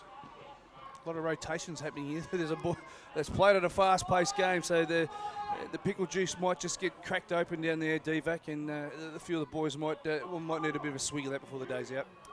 Boundary throw-in. Damon won the tap. Working hard for the football here is Wilson. Oh, dangerous tackle on Glanville. He was dispossessed. Costello put a good tackle on. The game starting to get spicy.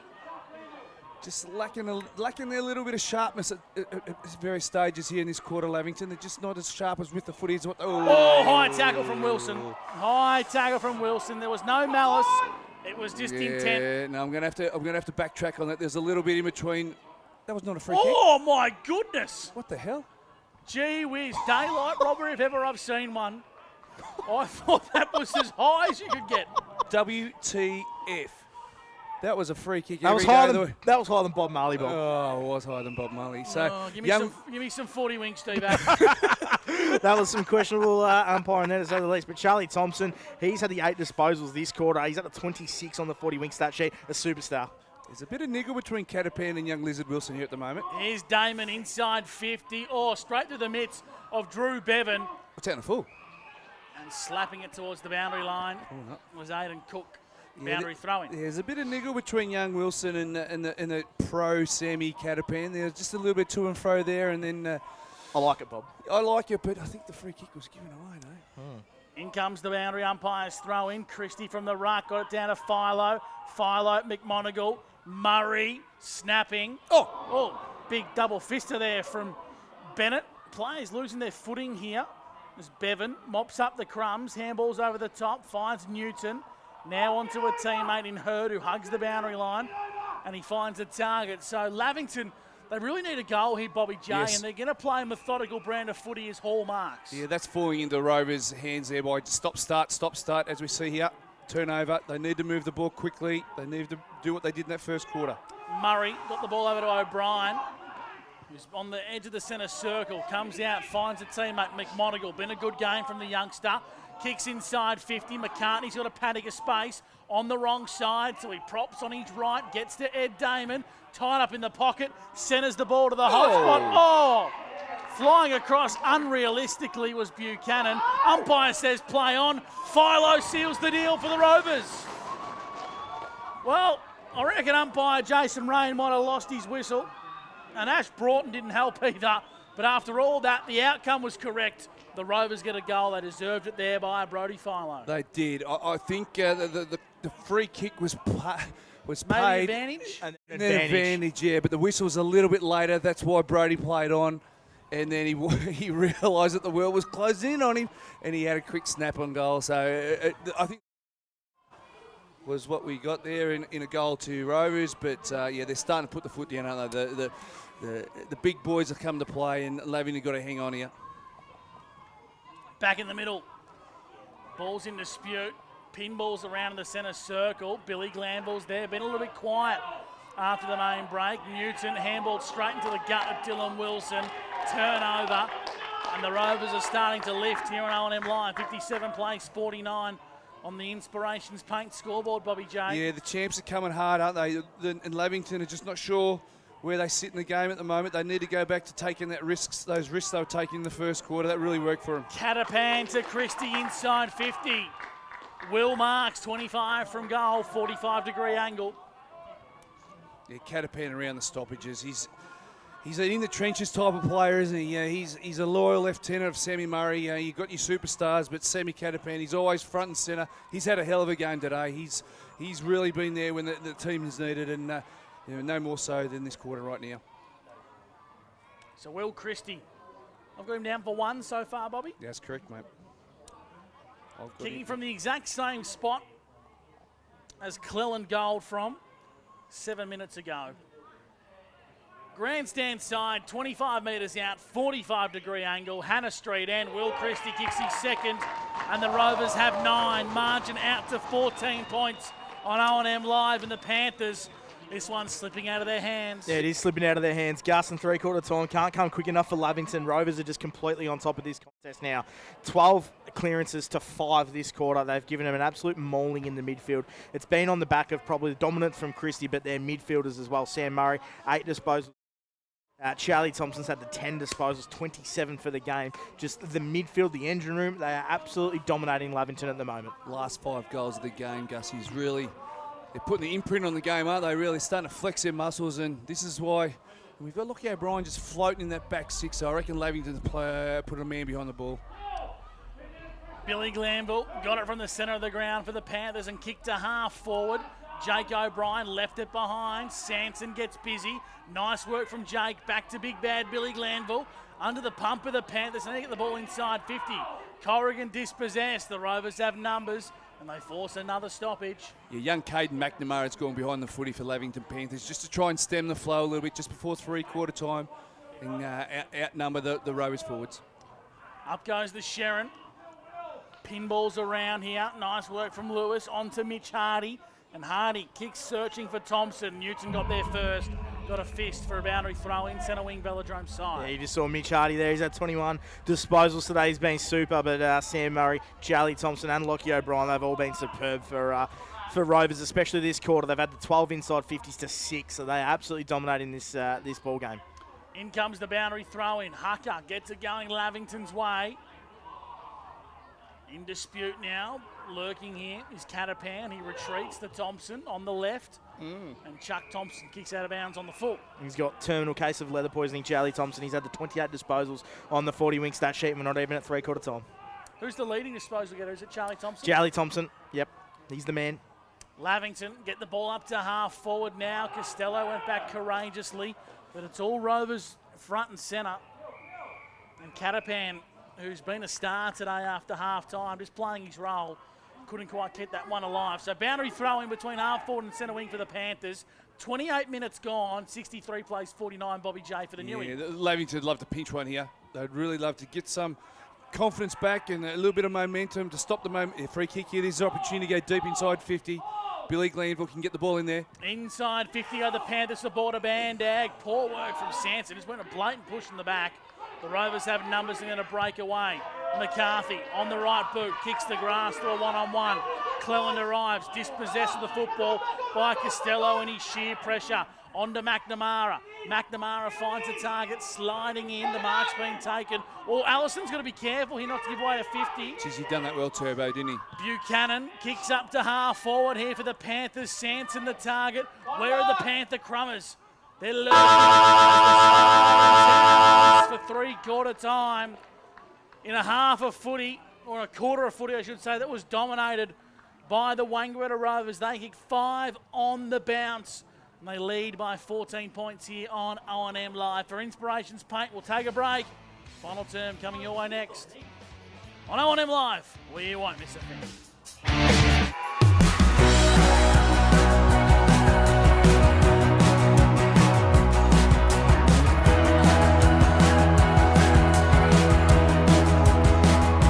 SS&A, this is your place. All right. I love you. Have a good shift. The all-new Nissan Navara, built for the grid shift.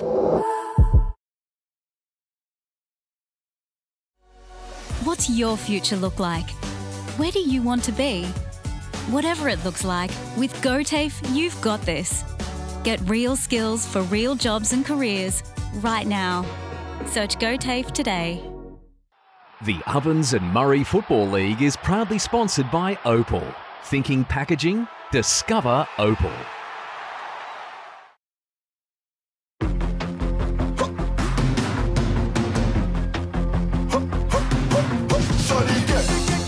Shorty get inspired. How about that? How about that? This time, shorty get.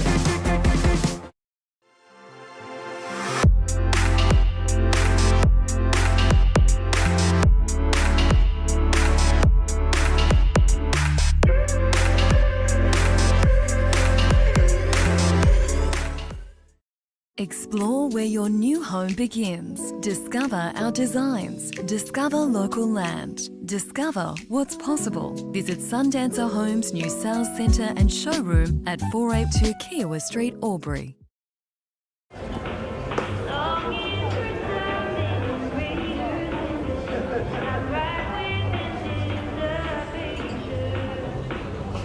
I reckon I'll go mid. Carlton Dry 3.5. Embrace the mid.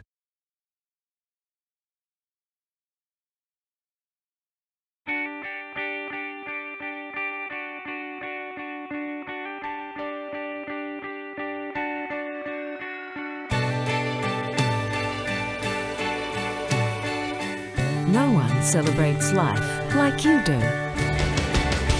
At Tobin Brothers Funerals, we're here to help you celebrate the life of your loved one, your own special way. Tobin Brothers Funerals, celebrating lives.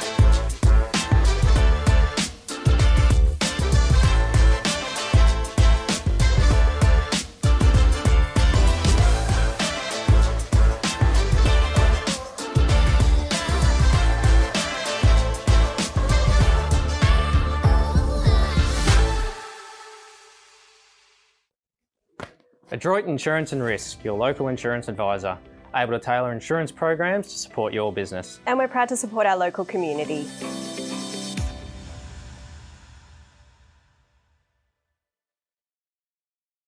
goes out to all the athletes, the fitness buffs, and the huff and puffs.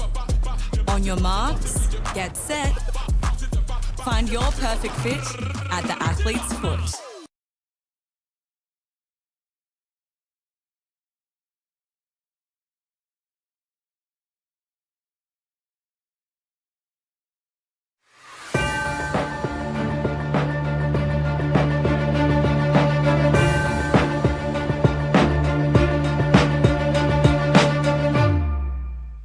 Then live on 2AY.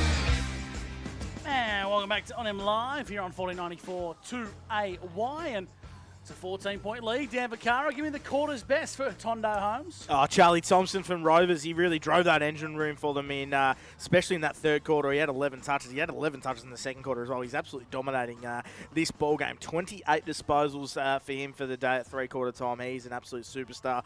For Lavington, trying his best. Billy Glenville had the 8 that quarter, 22 for the game, and Jack Glanville, brother, has also been really strong. I think they got to be even stronger this quarter. Gus, if they're going to be a sniff, Rovers were absolutely dominant in that quarter. They had 12 inside 50s. They've had 45 for the day, 15 more than their opponents, Lavington. They've been super, especially in that third term. Got some around the grounds for me, Dan Vaccaro, thanks to the team at Hatondo Homes. Absolutely. Martin Park, Wodonga going into the main three-quarter time break. 4-7-31 plays Albury 6-12-48. Wangaratta 84-2, Myrtleford's 47, doing it easy there. Bunton Park, North Albury 13-5-83 plays Wodonga Raiders 4-5-29 at the John Ford Oval. Cora Rutherglen 5-5-35 plays Yarrawonga 8-7-55 as well. And of course here at the Lavington Sports Ground, Lavy 7-7-49 to Rovers 9-9-63. Just flexed their muscles in that third term, Gus. That they certainly did. I don't know where Bobby J is. He's had enough. He's had enough, Bobby J. He did enough in that award-winning halftime show that he feels that he can just wander off whenever he likes. And me and you, we'll just have to bring the footy to the fans, you and me, Gus. We're just going to have to stick this one out. Do you think Lavington are a chance here? Well, you're always a little bit of a sniff, but what they've got to do, Lavington, is keep taking on the corridor, keep going, put speed on the ball, and they've got to win the midfield battle. They win the midfield battle, they can kick a couple of quick goals straight away, but it's going to be hard against this outfit of Rovers. They're a sniff. What changes do you think Adam Schneider might be looking to make here? Oh, I think you've got to have your main offenders on the ball at all times. I think Glanville and Billy, they've got to have a massive quarter.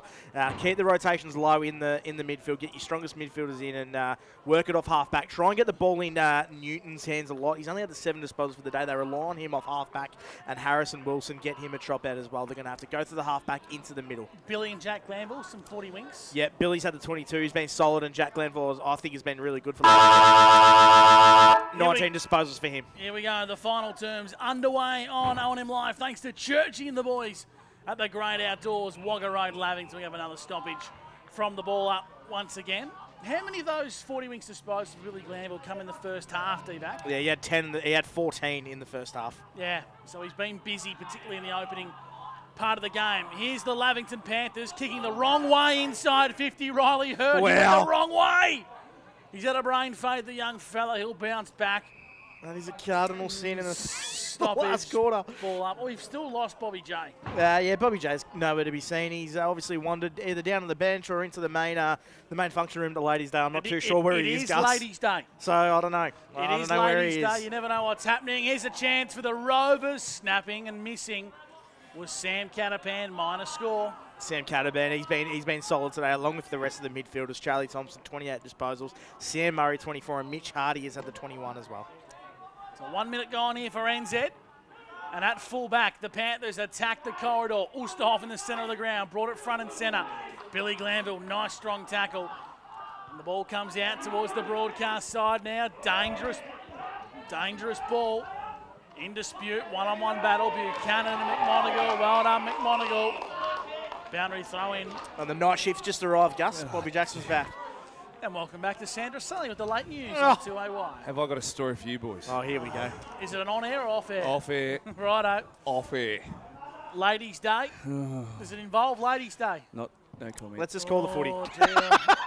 Here's Murray onto Costello. Change of hands. Leg free kick, Bob. Last time there was a ladies' day on, we nearly got suspended off air, Divac, so we're not going there again. You worked alone. I was well behaved. You're a liar. Here is Billy Glanville. Whiteboard. Finds Jack Glanville, and he goes out wide. Velodrome side. Here come the Panthers. Patton chipping the ball. Finds Jake O'Brien. He might be just a tad too far to score. He's going to kick from 51, so he arcs around now for the Panthers. Gains some momentum. Set sail, and he misses to the left-hand side for a minor score. Better ball movement there by the Panthers. That was what we're talking about at three-quarter time, that they needed to move the ball quickly through the ground, middle of the ground, and on the fat side of the ground, and they've done that well there. 64 plays 50. It's a 14-point lead to the reigning premiers, the Wangaratta Rovers. O'Brien kicks in from fullback, and he finds Damon. Hucker starting to tire a little bit. He's been big in the ruck today. Yeah, he's been fantastic. He's against two of the best in the competition. Oh, Ed. Ed Damon sold candy and took a bounce, then turned it over. Come on, Mr. Ed. Here's Buchanan. Finds its way to Billy Glanville now. Inside 50. Murray floats back in the hole. Paddles it to his own advantage, and then found Charlie Thompson, who kicks on the right boot. Down the line, looking for McCartney. Bennett was there. So too was Douglas. Now it's McCartney for the Rovers. Needs to find someone to kick to. Little lob wedge back inboard to Mitch Hardy. His numbers, please, D-Vac. Yeah, Mitch Hardy, he's had 22 disposals. And kicks the ball inside 50 nicely, but the mark was taken outside of 50 because Will Christie paddled it to his own advantage and got on the second bite of the cherry. Yeah, a little bit of a to-do here between the Tip Rat and Lockie McCartney. They want to be careful here, both of them. And Lockie McCartney's giving away the free kick. Silly by Lockie McCartney. It's just craziness. Just did not have to do it. And it'll be a free kick to Lavy. Just undisciplined, silly. So free kick 50, here. It's 50 metres too. Talk us through that, D-Vac. Did you see that? He just gave Ash Broughton a bit of a mouthful there, Lockie McCarthy on the mark. So he's given it away for dissent. You're never going to win that argument. Not in a million years. He gives the ball to Jack Glanville, who kicks inside forward 50, 2-on-1, but the kick was poor, and Bevan's handball to Glanville. I don't think he was expecting it, was he, Bobby J? Oh, well, I'm not sure if he shouldn't have given it, that's for sure. That's whether he called for it or whether it should have been given. Yeah, that was, he'd have their time again there. They had a perfect opportunity to get the ball into a dangerous area inside 50, and it turned out to be a turnover and a ball on the opposite side of the ground. So yeah, just a little bit of scrappy footy from both sides the last 60 seconds they'd rather have back. Boundary throw-in. Velodrome side here. Comes back into play. Damon in the ruck. Got it beautifully onto Mitch Hardy, who slices through the corridor. Nice work from the Lizard onto Patton for the Panthers. Oh, did he get taken high? Yep. He did. Bobby J. Free kick's going to go the way. Very fortunate there. I think he just lost awareness of what was around him because that tackle was coming from the blind side as he plays on and hits a target inside 50. Wow, beautiful vision. And Jack Glanville marks. And this is probably the most critical set shot of the game for the Panthers in the hands of their most prolific ball winner today, Jack Glanville. It certainly is. 40 metres dead set in front. Yeah, a quality player like Glanville. This can get his team back in the game, and 8 points the diff. With all the momentum it seems at this stage, D-Vac, they just seem to be getting a lot of the footy and a lot of footy inside 50. How many 40 wings, D-Vac? 22 for Jack Glanville. Let's see if he can add a Sunjan goal today to his stat sheet. In comes Jack Glanville, Hannah Street end. He likes it off the boot, and the Panthers get the margin back to 8 points on O&M Live. We've got a ball game. Yeah, they're a sniff here, Lovey. They've started the quarter really well. As we mentioned, it's really up to their midfield. Billy Glanville, Jack Glanville. They've both got their hands on the footy multiple times already this quarter. Jack Glanville's played a really good game, so Lavington in with a sniff and around the grounds. The only other close game is at the Martin Park. Wodonga 5-7-37 trails Albury 6-12-48. So that game there not over. And yet for mine. Yeah, Lavy's going back to the method that worked for him in the first quarter, and I like it. They're moving the ball quick. They're taking the risks. They're getting the ball to space, and then it's just unfolding from there. Damon in the ruck, won the tap down towards Hardy. Murray breaks away from the contest, and he finds his left boot. Chisels one to Cleland, but he didn't want to arrive there in time. Out of bounds for a boundary throw-in. 9-10-64, the Wangaratta Rovers to the Lavington Panthers 8-8-56. Border Carpet scoreboard. Yeah, Mitch Hardy, we just saw him there. He's had 24 for the game. And Sam Murray, he's just clocked up his 28th disposal on the 40-wing stat sheet. Been super. Here for Border Bandagers, Damon won the tap down. Nice tackle from Douglas, but Hardy breaks away. Kicks the Rovers to the top of the goal square. 2-on-1 for Christie to beat. He's up to the challenge, breaks away, onto Wilson. The Rovers respond. Brilliant finish from Dylan Wilson. It's a Sunjan goal today, but it might have come at the expense. Will Christie's a bit ginger. Just the quick response that the Lavy Panthers didn't need. Within a minute, the champions have responded, and they're back to square one again. The Lavington Panthers. They've got to find a way to shut down the quick response and build on the momentum that they'd forged earlier on. Yeah, just surge the ball forward there, Wangaratta Rovers. They knew what they had to do, get the ball forward. Ed Damon's been really good this quarter. He's had the 3 disposals, but his clearance and ruck work has been superb. He's given blokes like Mitch Hardy, who's had the 4 disposals already this quarter, and Sam Murray also 4. First look at it in every single centre clearance. 10-10 to 8-8. The Rovers respond on O&M Live, and Damon's is starting to use his body in the ruck. Umpires paid holding the ball. There was clearly another whistle because every player stopped, Bobby J. Yeah, no effort there to try and get rid of the footy, and that was what worked against him. Hardy floated forward, then applied a tackle. It was a high free kick. Oh, that's got to be 50. That's got to be 50. Talk us through that, gents. Bob, you got Devac. Well, he got the free kick, won the free kick, and then just buried his head into the ground afterward. It had to be 50. It's the wrong decision. I love that both of you guys go, that has to be 50, and neither one of you want to explain it. That is gold. That is gold. O'Brien, he marks in the halfback. I swear the umpire signalled it or started running that way and then stopped. Sometimes they can change their mind. Wow. Long down the line. Oh, that's a mark. Nice mark. Out in front from Isaiah Robertson, who wants to play on now for the Panthers. He kicks to half forward. McNamara the target. Justin Lewis, the revelation across half back. And then Cooper Hall sees that a bounce for a stoppage. Newmarket Hotel, Bobby J. He's fantastic. He's up there with young Gardner from North Albury. He's the 2 premier small defenders in the competition. He's been outstanding, and he's had a quality year so far this year. Kept Cooper Hall relatively quiet today. One of the rising star contenders. Won the Leo Dean medal last year. Here's Damon, throws it on the boot into the middle of the ground for the Rovers. Wilson waits for the Sharon to hit the turf. Working hard was Aidan Cook, then he left it behind. Inside 50 go the Rovers. Cooper's got an open goal. Sockers it in the back post. Margin back to 20. The Rovers are going to be hard to catch now. Yeah, that was a fantastic finish there by Rovers, and that was just clean. And that man, Ed Damon, he's absolutely dominated this last quarter. He's given every single one of those midfielders a perfect look, and if they're not getting the ball, he's walking it out of the clearance. So he's absolutely dominated us. Can't help but think that young Hucker is just struggling at the moment now. They've really just double-teamed him this game, and Ed Damon's the beneficiary of it. He goes to the goal square now. He's been put through the ringer, as the young fella. You get a wrestler in Ed Damon, you get a jumper in Will Christie. So he's really been put through the ring in regards to 2 different types of ruckman. 20-point lead to the Rovers as Christie goes back into the ruck and he gets it onto Philo. The Rovers are coming again inside forward 50. High tackle applied on the Lavington Panthers. It's going to be a free kick to Alex Bennett. He's actually called a ball up here, guys.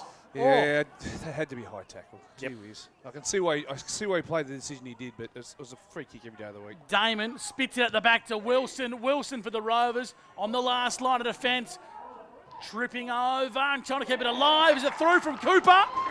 Umpire says yes. Through the big sticks, and Nathan Cooper celebrates. He's kicked his 5th, and the Rovers are up by 26. I think that was Cleland. I think you'll find, Gussie. Oh, was it Cleland who kicked it? Yeah, you might have to have a look at the replay screen, but I dead set. They're both there in close proximity, but I'm going to put my money on Cleland, my friend. I'll back you in, Bobby J. Thank you, mate. Both wearing yellow wheels, tied up in the pocket. We'll watch the replay here on O&M Live, and yeah, I think it was Cleland. You're right, Bobby J. The replay, thanks to Great Outdoors, and nonetheless, a 26-point margin to the Rovers is going to be hard to catch. Apology accepted, Gus. That's fine. As that man, Bobby Jackson, he's never, ever wrong. And I'll tell you who's never wrong. Ed Damon is absolutely dominating this ball game. You're calling the pants off a Gussie boy. Keep going, mate. 2 goals to Cleland, and he's made an impact after a start he'd like to forget. Oh, dump tackle. Oh, holding the ball. Well, sling, wasn't it? I'm glad I'm not umpiring today because I would have had about 10 wrong, I reckon. Will Christie's been he's just a bit slow getting up for that last ruck contest. Keep tabs on that one. Newmarket Hotel, Bob Jackson doing a good job today. Out wide, you like this guy's game. Oh, yeah. Harry McMonigal absolutely crunched on centre wing. He's been a very, very good contributor. And he finds Catapan, who's come off the bench. Catapan on centre wing for the Rovers. They lead 82-56. Lewis comes off his line, takes a strong mark. Oh, he's hurt here. He's been shot. I reckon he's done a string. Oh, it's the most remarkable recovery from what looked to be a string ever. He is going to come from the ground, though, and seek the trainer's help. Maybe it's his lower back as well. Who knows? Allison inside 50 to Murray. Now, Murray's marked 50 out, but he's got the leg from here, boys. Yeah, he certainly has. He's a strong kick of the footy. Turbo Allison had 2 touches in that passage of play.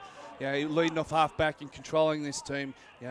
Sam Murray speaks the world of Xavier Allison and Will Christie, who was shot in the middle. He's made a bit of pickle juice in the tummy, and he's back in the play as well. So he swapped with Ed deep forward. But this leader, he's leading this club from the front. He's had a fantastic career as a coach at the Warringah Rovers, and he's led his club very, very well again today. In front of the digital scoreboard at the Lavington Sports Ground, a 50-metre kick required from Sam Murray on a 45-degree angle. In comes Sam Murray. Gee, this guy can play.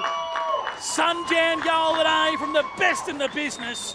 Sam Murray seals the deal for the Rovers. They're home on OMFNL Live. You hit the nail on the head, Gus. The best in the business is Sam Murray.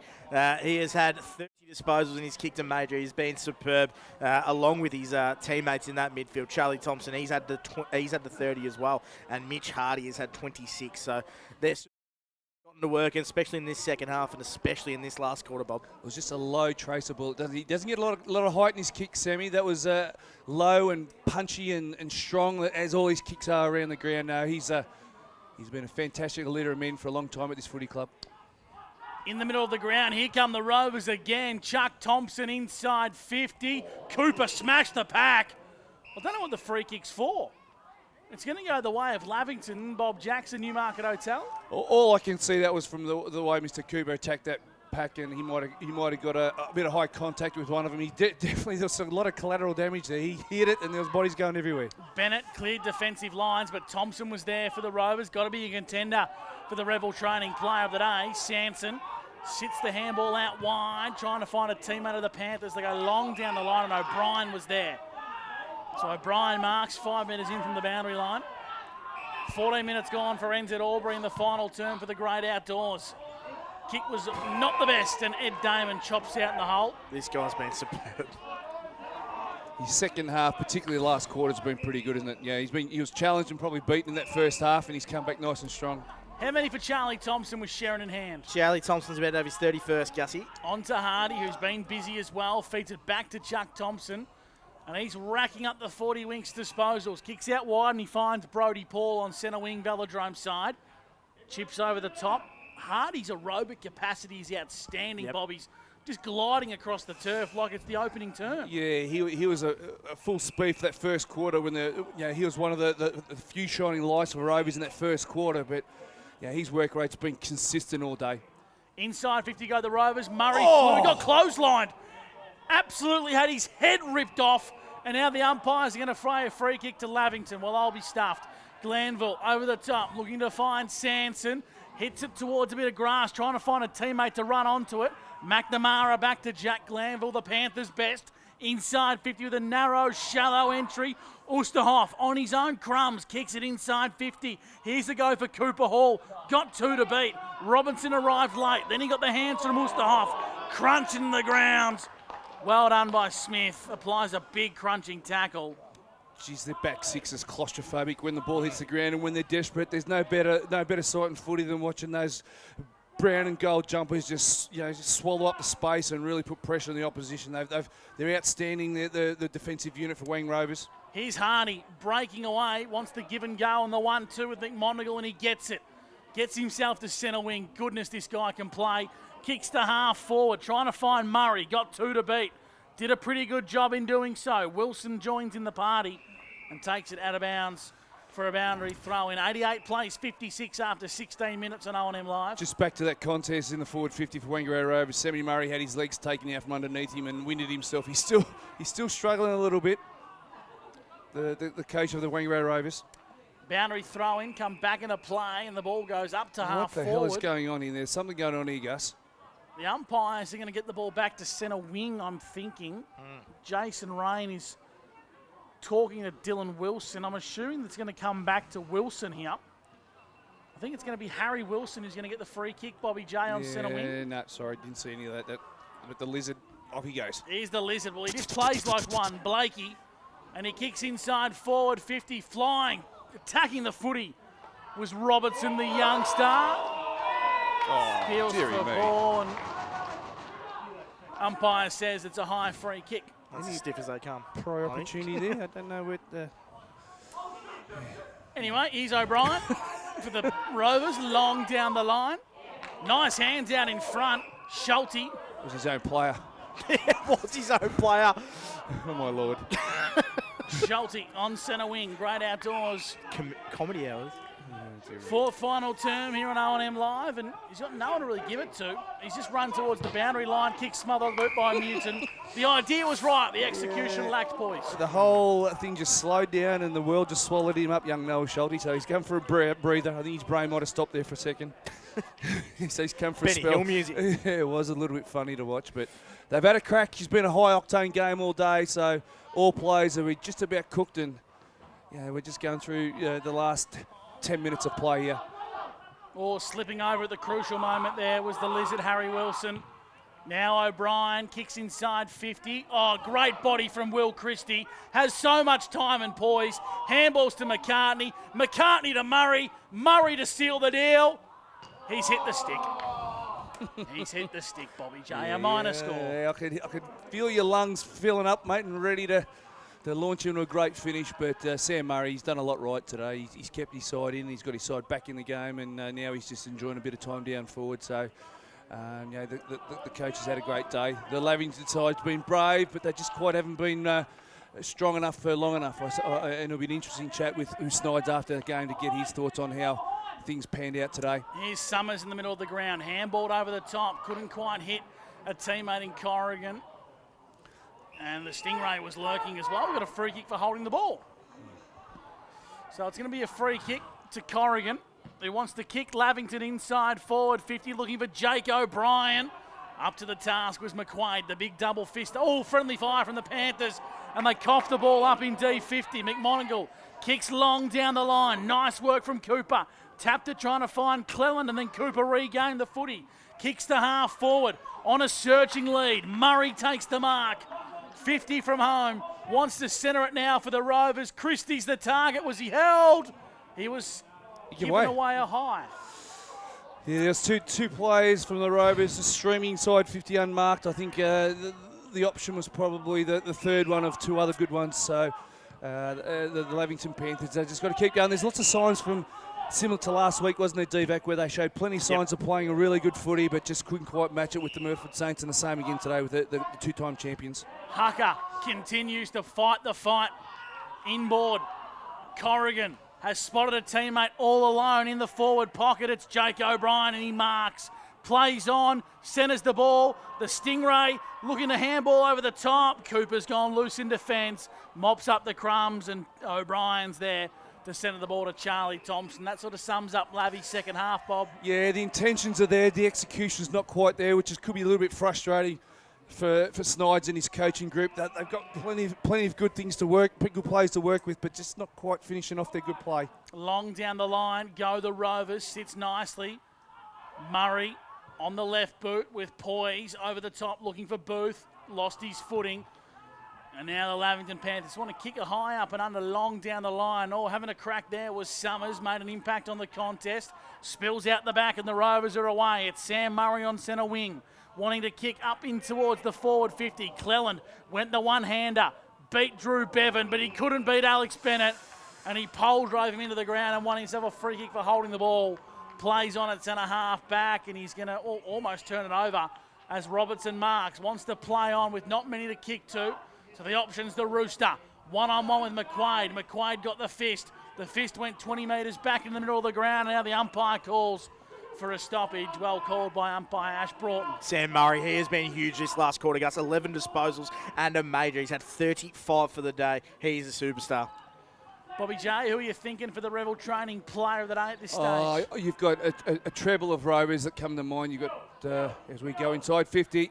Osterhoff left it behind. Summers, Ledger's there. Or kick wasn't the best. It was a worm burner, and that could be out of bounds on the full here. No one wants to make a decision here. Come Well, on, the boundary umpire. umpire needs to make a decision. What's going on? Oh, this last quarter has been questionable, to say the least. Now Normie's Come on, getting Normie. involved. Take control, Normie. Boundary throw in. The three players that I've got in Wow. mind are obviously Thompson, Hardy, and the captain coach, the coach in Murray as well. They've been outstanding, those three players, and there's been other players that have floated in and out as well, but those three guys stand out for me. Don't underestimate the impact Mitch Hardy's had as well. I said Hardy. Yeah. Hardy. I like Thompson today. I reckon when the game was there to be won, Thompson was better. Free kick here, and it's going to go the way, I think, of Bill. No, it's Corrigan. Corrigan for the Panthers on the top of the goal square, and he steers it through. They needed that one, the Lavy Panthers. They get their 9th on O&M Live. They move to 62, the Rovers 89. Going to be too little too late on the border carpet scoreboard. Yeah, consolation there for Lavy. I wasn't too sure what the free kick was, On but the ball. they've worked hard all day, Gussie, especially the Glanville brothers. I thought Jack Glanville's been super. He has had the 26 disposals and a major as well, so I think he's probably been Lavy's best, along with Billy Glanville, who's had 27 disposals as well in the midfield. But too little too late, and Rovers were too strong today. The signs are there again, Divac, aren't they? Like we spoke about that earlier. There's plenty of good signs, but they just got to be executing for longer. The Rovers have kicked 13 goals. They've all come after the 13-minute mark of the second term. Phenomenal. Wow. So Lavington just simply had to be further in front and capitalising more on their first part of the game dominance as the Rovers continue to fight the fight and get back in the game. Nice mark across half-back. It's an intercept one from Nick Newton for the Panthers, and he goes wide and he finds the Lizard Wilson, who shakes and bakes, and he handballs back to the runner and Nick Newton on centre wing Velodrome side. Corrigan marks here for the Panthers on half forward. Arcs around. Did he break away from the tackle? He did. Now the Panthers go inside 50 once again, looking for a marking target, and it's Jaden Hucker. He's been good. He's been honest. He's had his work cut out. He goes back quickly and puts it through. There's still a chance for these guys. They're really showing some energy and think that there's enough time to get close, but Hucker's been a good player. He's been up against the two best ruckmen in the competition, and as we said earlier, two different ruckmen, but he's been honourable. And it's no accident when you move the ball quick, Bob, into that forward 50. That's what happens. So they've played a little bit of kamikaze because they've had to, because the game's over. But once you pump it in that forward 50 at pace, it's really hard to defend. And just out of curiosity, we're keeping track of the times in each quarter. Gus or Bob? Yep. 27, 27, and 29. I've got Bobby J. Yeah, that's correct. So there's another 4 minutes at least. There's another 4 minutes at least, Okay. and the scoreboard says 89. Correct weight. Speaking of correct weight, how's to 68. your day or two at Warrnambool races, or will you talk about that a bit later? Yeah, well, there's a reason I'm calling football today and not in the Bahamas, Bobby J. Fair enough. The Rovers across half forward. They go long down the line to Cooper. Cooper couldn't quite get there, out of bounds for a boundary throw-in. You just saw the trio then. It was Hardy, Murray, and Thompson in that midfield. It's amazing to watch. How good is the bull? How good is the ball? What's your best on the 40-wing stat sheet? Yeah, well, in my opinion, Charlie Thompson's the best. He has had 35 disposals today. I think he's been a Rolls Royce in that midfield, along with Sam Murray, who's had 37 and a goal, and Mitch Hardy as well, who's had their 30. Hucker might have given away a free kick in the ruck here for a hold, and it looks like it's going to go the way of Bob's man, Mr. Ed. Mr. Ed Damon. His second half's been hell of a lot better than his first. He's probably had his colours lowered in that first half, but he's bounced back like a true champion, and he might have been challenged at halftime. We'll ask Sammy about that after the game, but his second half been as good as anyone's. He's Ed Damon to seal the deal. Goal kicking hasn't been his strength today, Ed, and that won't add to it. Just sneaks through for a minor score. So 90 plays 68, and Ed Damon's kicked. 1 goal to Gussie. So you smack on. He probably could add the two he's missed is probably something he would normally get, but yeah. The Lizard. So Harry Wilson at fullback, the Lizard, long down the line, trying to find Corrigan. Nice work from Allison. He's been good today for the Rovers, the captain. On to Charlie Thompson, who's been a star. Racking up the 40-wing disposals with a shake and bake as he looks to find Cooper. Snapping from Cooper. It got a bad bounce and just spun across the face of goal, and Newton was there to mob at the crumbs. He got on the wall and Hurd. Now back to Newton, still showing pace at this late stage of the game. 26.5 gone for NZ. Finds Charlie Sanson with so much space to run into. And 3 Panthers inside 50. Corrigan was there, made a good contest, but the Rovers' numbers arrive, and Justin Lewis, your man, steps up, but his kick was in towards a bit of space. The Rovers have numbers. How good is Justin Lewis been? That was fantastic. They had no right to win that, the Rovers, but just pure desperation and getting the ball to ground. If they got the ball to ground, they knew they were half a chance, and that's exactly what they did. They just got the ball to ground, and Lewis just went about his business. He's been fantastic in today. And now the Rovers are happy to play red time footy. They've taken it from half forward all the way to the back pocket and just maintaining possession of the football and taking time off the clock. Christie chisels one to Lewis, and Lewis will take more time off the clock, and Lavington is spent. They've had a crack all day, Bobby J, but the Rovers have just flexed their muscles. They certainly have, and their style of play stacks up. It's just got to be for longer. For them to challenge the two-time, Sammy Catapan, the two-time champion, the way the method's right. They've just got to do it for longer. O'Brien kicks over the top, and he finds Schulte, who got a bad bounce coming through was Hucker, but it fell all right for Schulte. Inboard to Philo. Philo from downtown. Probably not the best option. Probably not the best option. That'll come up in the review, Brody. You've got to hit it to your teammates. He was paying $1 to handball that to the man that was running past him into an open goal. Oh, God. Come on, Brody. I bet you Muzzle texts me about that. He loves that stuff. Yeah. Minus score to the Rovers.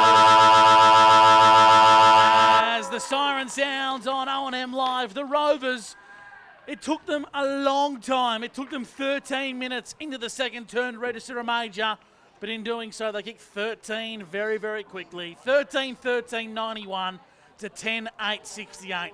The Rovers win at the Lavington Sports Ground over the Panthers. Oh, they were fantastic, and they had a slow start, and credit to Lavington. They were really good today and competitive, but Rovers, that's why they're the best team in the comp. They just know how to do it when their backs are against the wall, and they just put it in the hands of their best players today. Sam Murray, Mitch Hardy, Charlie Thompson were unbelievable.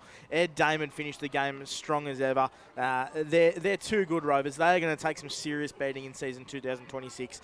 Strong. They can control the game when the game's not on their terms as well. And they're a good side, Gus. They're hard to beat. They certainly are a very good football side, and they've got so many very good players to choose from. Our Revel Training Player of the Day. We'll just do a quick little check to make sure Bobby J can hear us down there. Bobby, you got us, brother? Yeah, got you, boys. We'll get down here for the Revel Training Player of the Day very, very shortly. Bobby J's just sorting out the audio equipment, and he's got a big decision to make as to who's going to be the Revel Training Player of the Day. And a big shout out to Twitty and the team at Revel Training. They've just opened up the brand new gym here on the border. Open day is on May 9, which is today, and still open as well. So come on down and check things out, and jump on Facebook and search Revel Training Aubrey to take advantage of the opening offers that are available with the team at Revel Training, Aubrey's newest gym in Thaguna. We're just waiting. We'll get ready to go down to Bobby J, who's got our Revel Training Player of the Day. Yeah, boys, Revel Player of the Day is Nathan Thompson, mate. Charlie Thompson, sorry. Sorry, mate. I've got that many things going through my head, mate. But they changed it early, didn't they? Yeah, they did. They actually smashed us that first quarter, particularly out of the middle. Thought they beat us at contest, spread harder than us, and it was, put on us at quarter time to respond. But that's the great thing about this comp, mate. Every game's tough. We've been challenged pretty much every week this year, and I think it'll continue. So it didn't take until probably halfway through the third quarter before you actually got on top and started to play the way you wanted to play and control the footy when you didn't have the football, if that makes sense? Yeah, I think, they obviously jumped us in the first. We pulled it back in the second, but that first half of the third, they came out and threw it down to us again. Defensively, we started to tighten up, and contest-wise, we got back on top. But credit to them, they kept coming, even that last quarter. You and Mitchy Hardy are starting to get a nice little combination through the middle there. It's nice to have a player that runs hard and produces performances like that week in, week out. Mate, he's a star, and he's such a good bloke, so it's just fantastic to have him at the club. We're starting to get the balance right. We've obviously got 5 or 6 guys that can go through the mids, starting to work out, what look gives us the best outcome, and being able to change that mid-game. Today when we're challenged, throw a few different guys through there. Mate, he's a star. He's going to be really good come the point end of the year, hopefully. Well done, mate. Enjoy the win. The boys are waiting for you by looks of it, so we'll get a quick photo and we'll send Jim, mate. Well done. Charlie Thompson, our Rebel training player of the day. What were his 40 wings disposals? Yeah, he was unbelievable, Charlie Thompson, on the 40-wing stat sheet. He had 36 disposals, 8 in the last term too. The one thing I really loved about it was when they had to put the acid on Lavington in the second quarter, he had 11 disposals and was the best player in that contest. So yeah, he certainly was. He was awesome today, Charlie Thompson. Well deserved. We're not going to bother going into the rooms now. We're going to have to wait and do it till after the break, Bobby J, because we just don't get down there. They're that far underground, Bobby J. So Bobby J can have a little bit of a breather. I was going to do a walk and talk, mate, if you don't mind. Yeah, go for it. Who do you want to walk and talk with? I might grab the youngster Noah Schulte as we walk in, mate. Yeah, take Noah Schulte with you, Bobby J, into the rooms. A bit of a walk and talk, mate. A tough win. Yeah, very gritty. Very gritty. Good to get the points, and it's nice to be back on the ground that the grand finals played on. Yeah, love this ground. We love to play on this ground. Obviously won the flag 2 years in a row, so it's very good. You got a bit of a limp going on, mate. You going to be good? Yeah, just that last contest. Yeah, it's always the last one, mate. Why don't get in there and sing the song? A man of few words, Noah Schulte. He played a very good game of footy, Bobby J, and I reckon you might earmark that one as maybe Noah's not going to be too good for the walk and talks moving forward. Yeah, he packed his decks there a little bit, boys, if I'm going to be brutally honest. The spotlight, he didn't like it too much. The one thing he does do, Gus, he lets his footy do the talking. Yes. Noah Schulte, he's a very good footballer. Up-and-coming star, isn't he? Yes, and our man Bob just doing some of his finest work down there, Gus. Absolutely. Let's take a break. On the other side, we're going to catch up with Sam Murray, the coach of the Rovers. The Rovers, too strong on O&M Live. 13-13-91 to 10-8-68. You won't miss a thing here on O&M Live.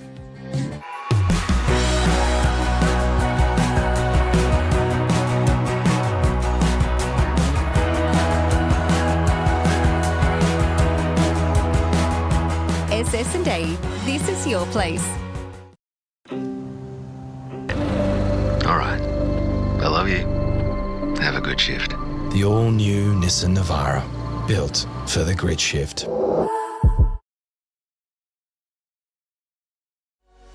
What's your future look like? Where do you want to be?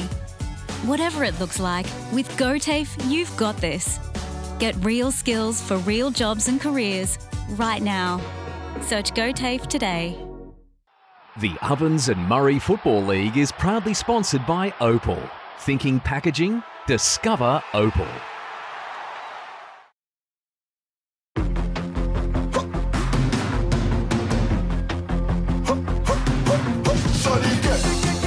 Shorty get inspired. How about that? This time, shorty get.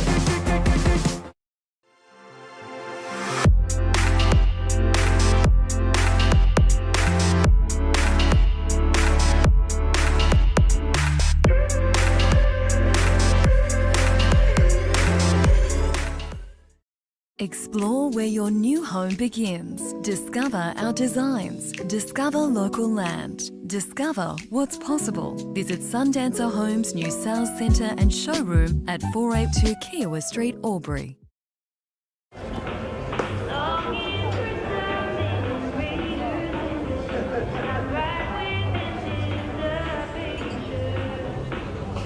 I reckon I'll go mid. Carlton Dry 3.5. Embrace the mid.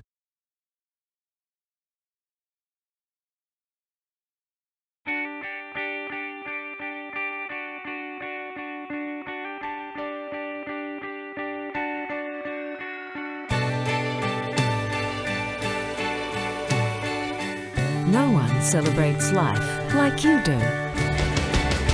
At Tobin Brothers Funerals, we're here to help you celebrate the life of your loved one, your own special way. Tobin Brothers Funerals, celebrating lives.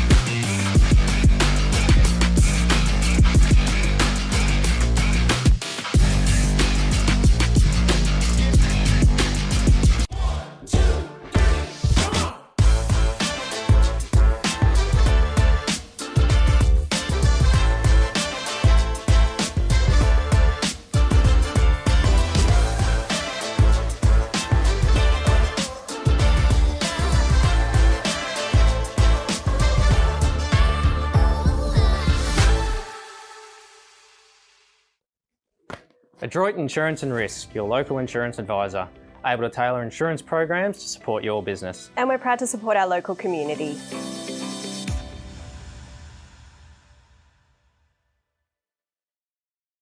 This goes out to all the athletes, the fitness buffs, and the huff and puffs. On your marks, get set. Find your perfect fit at the athlete's foot.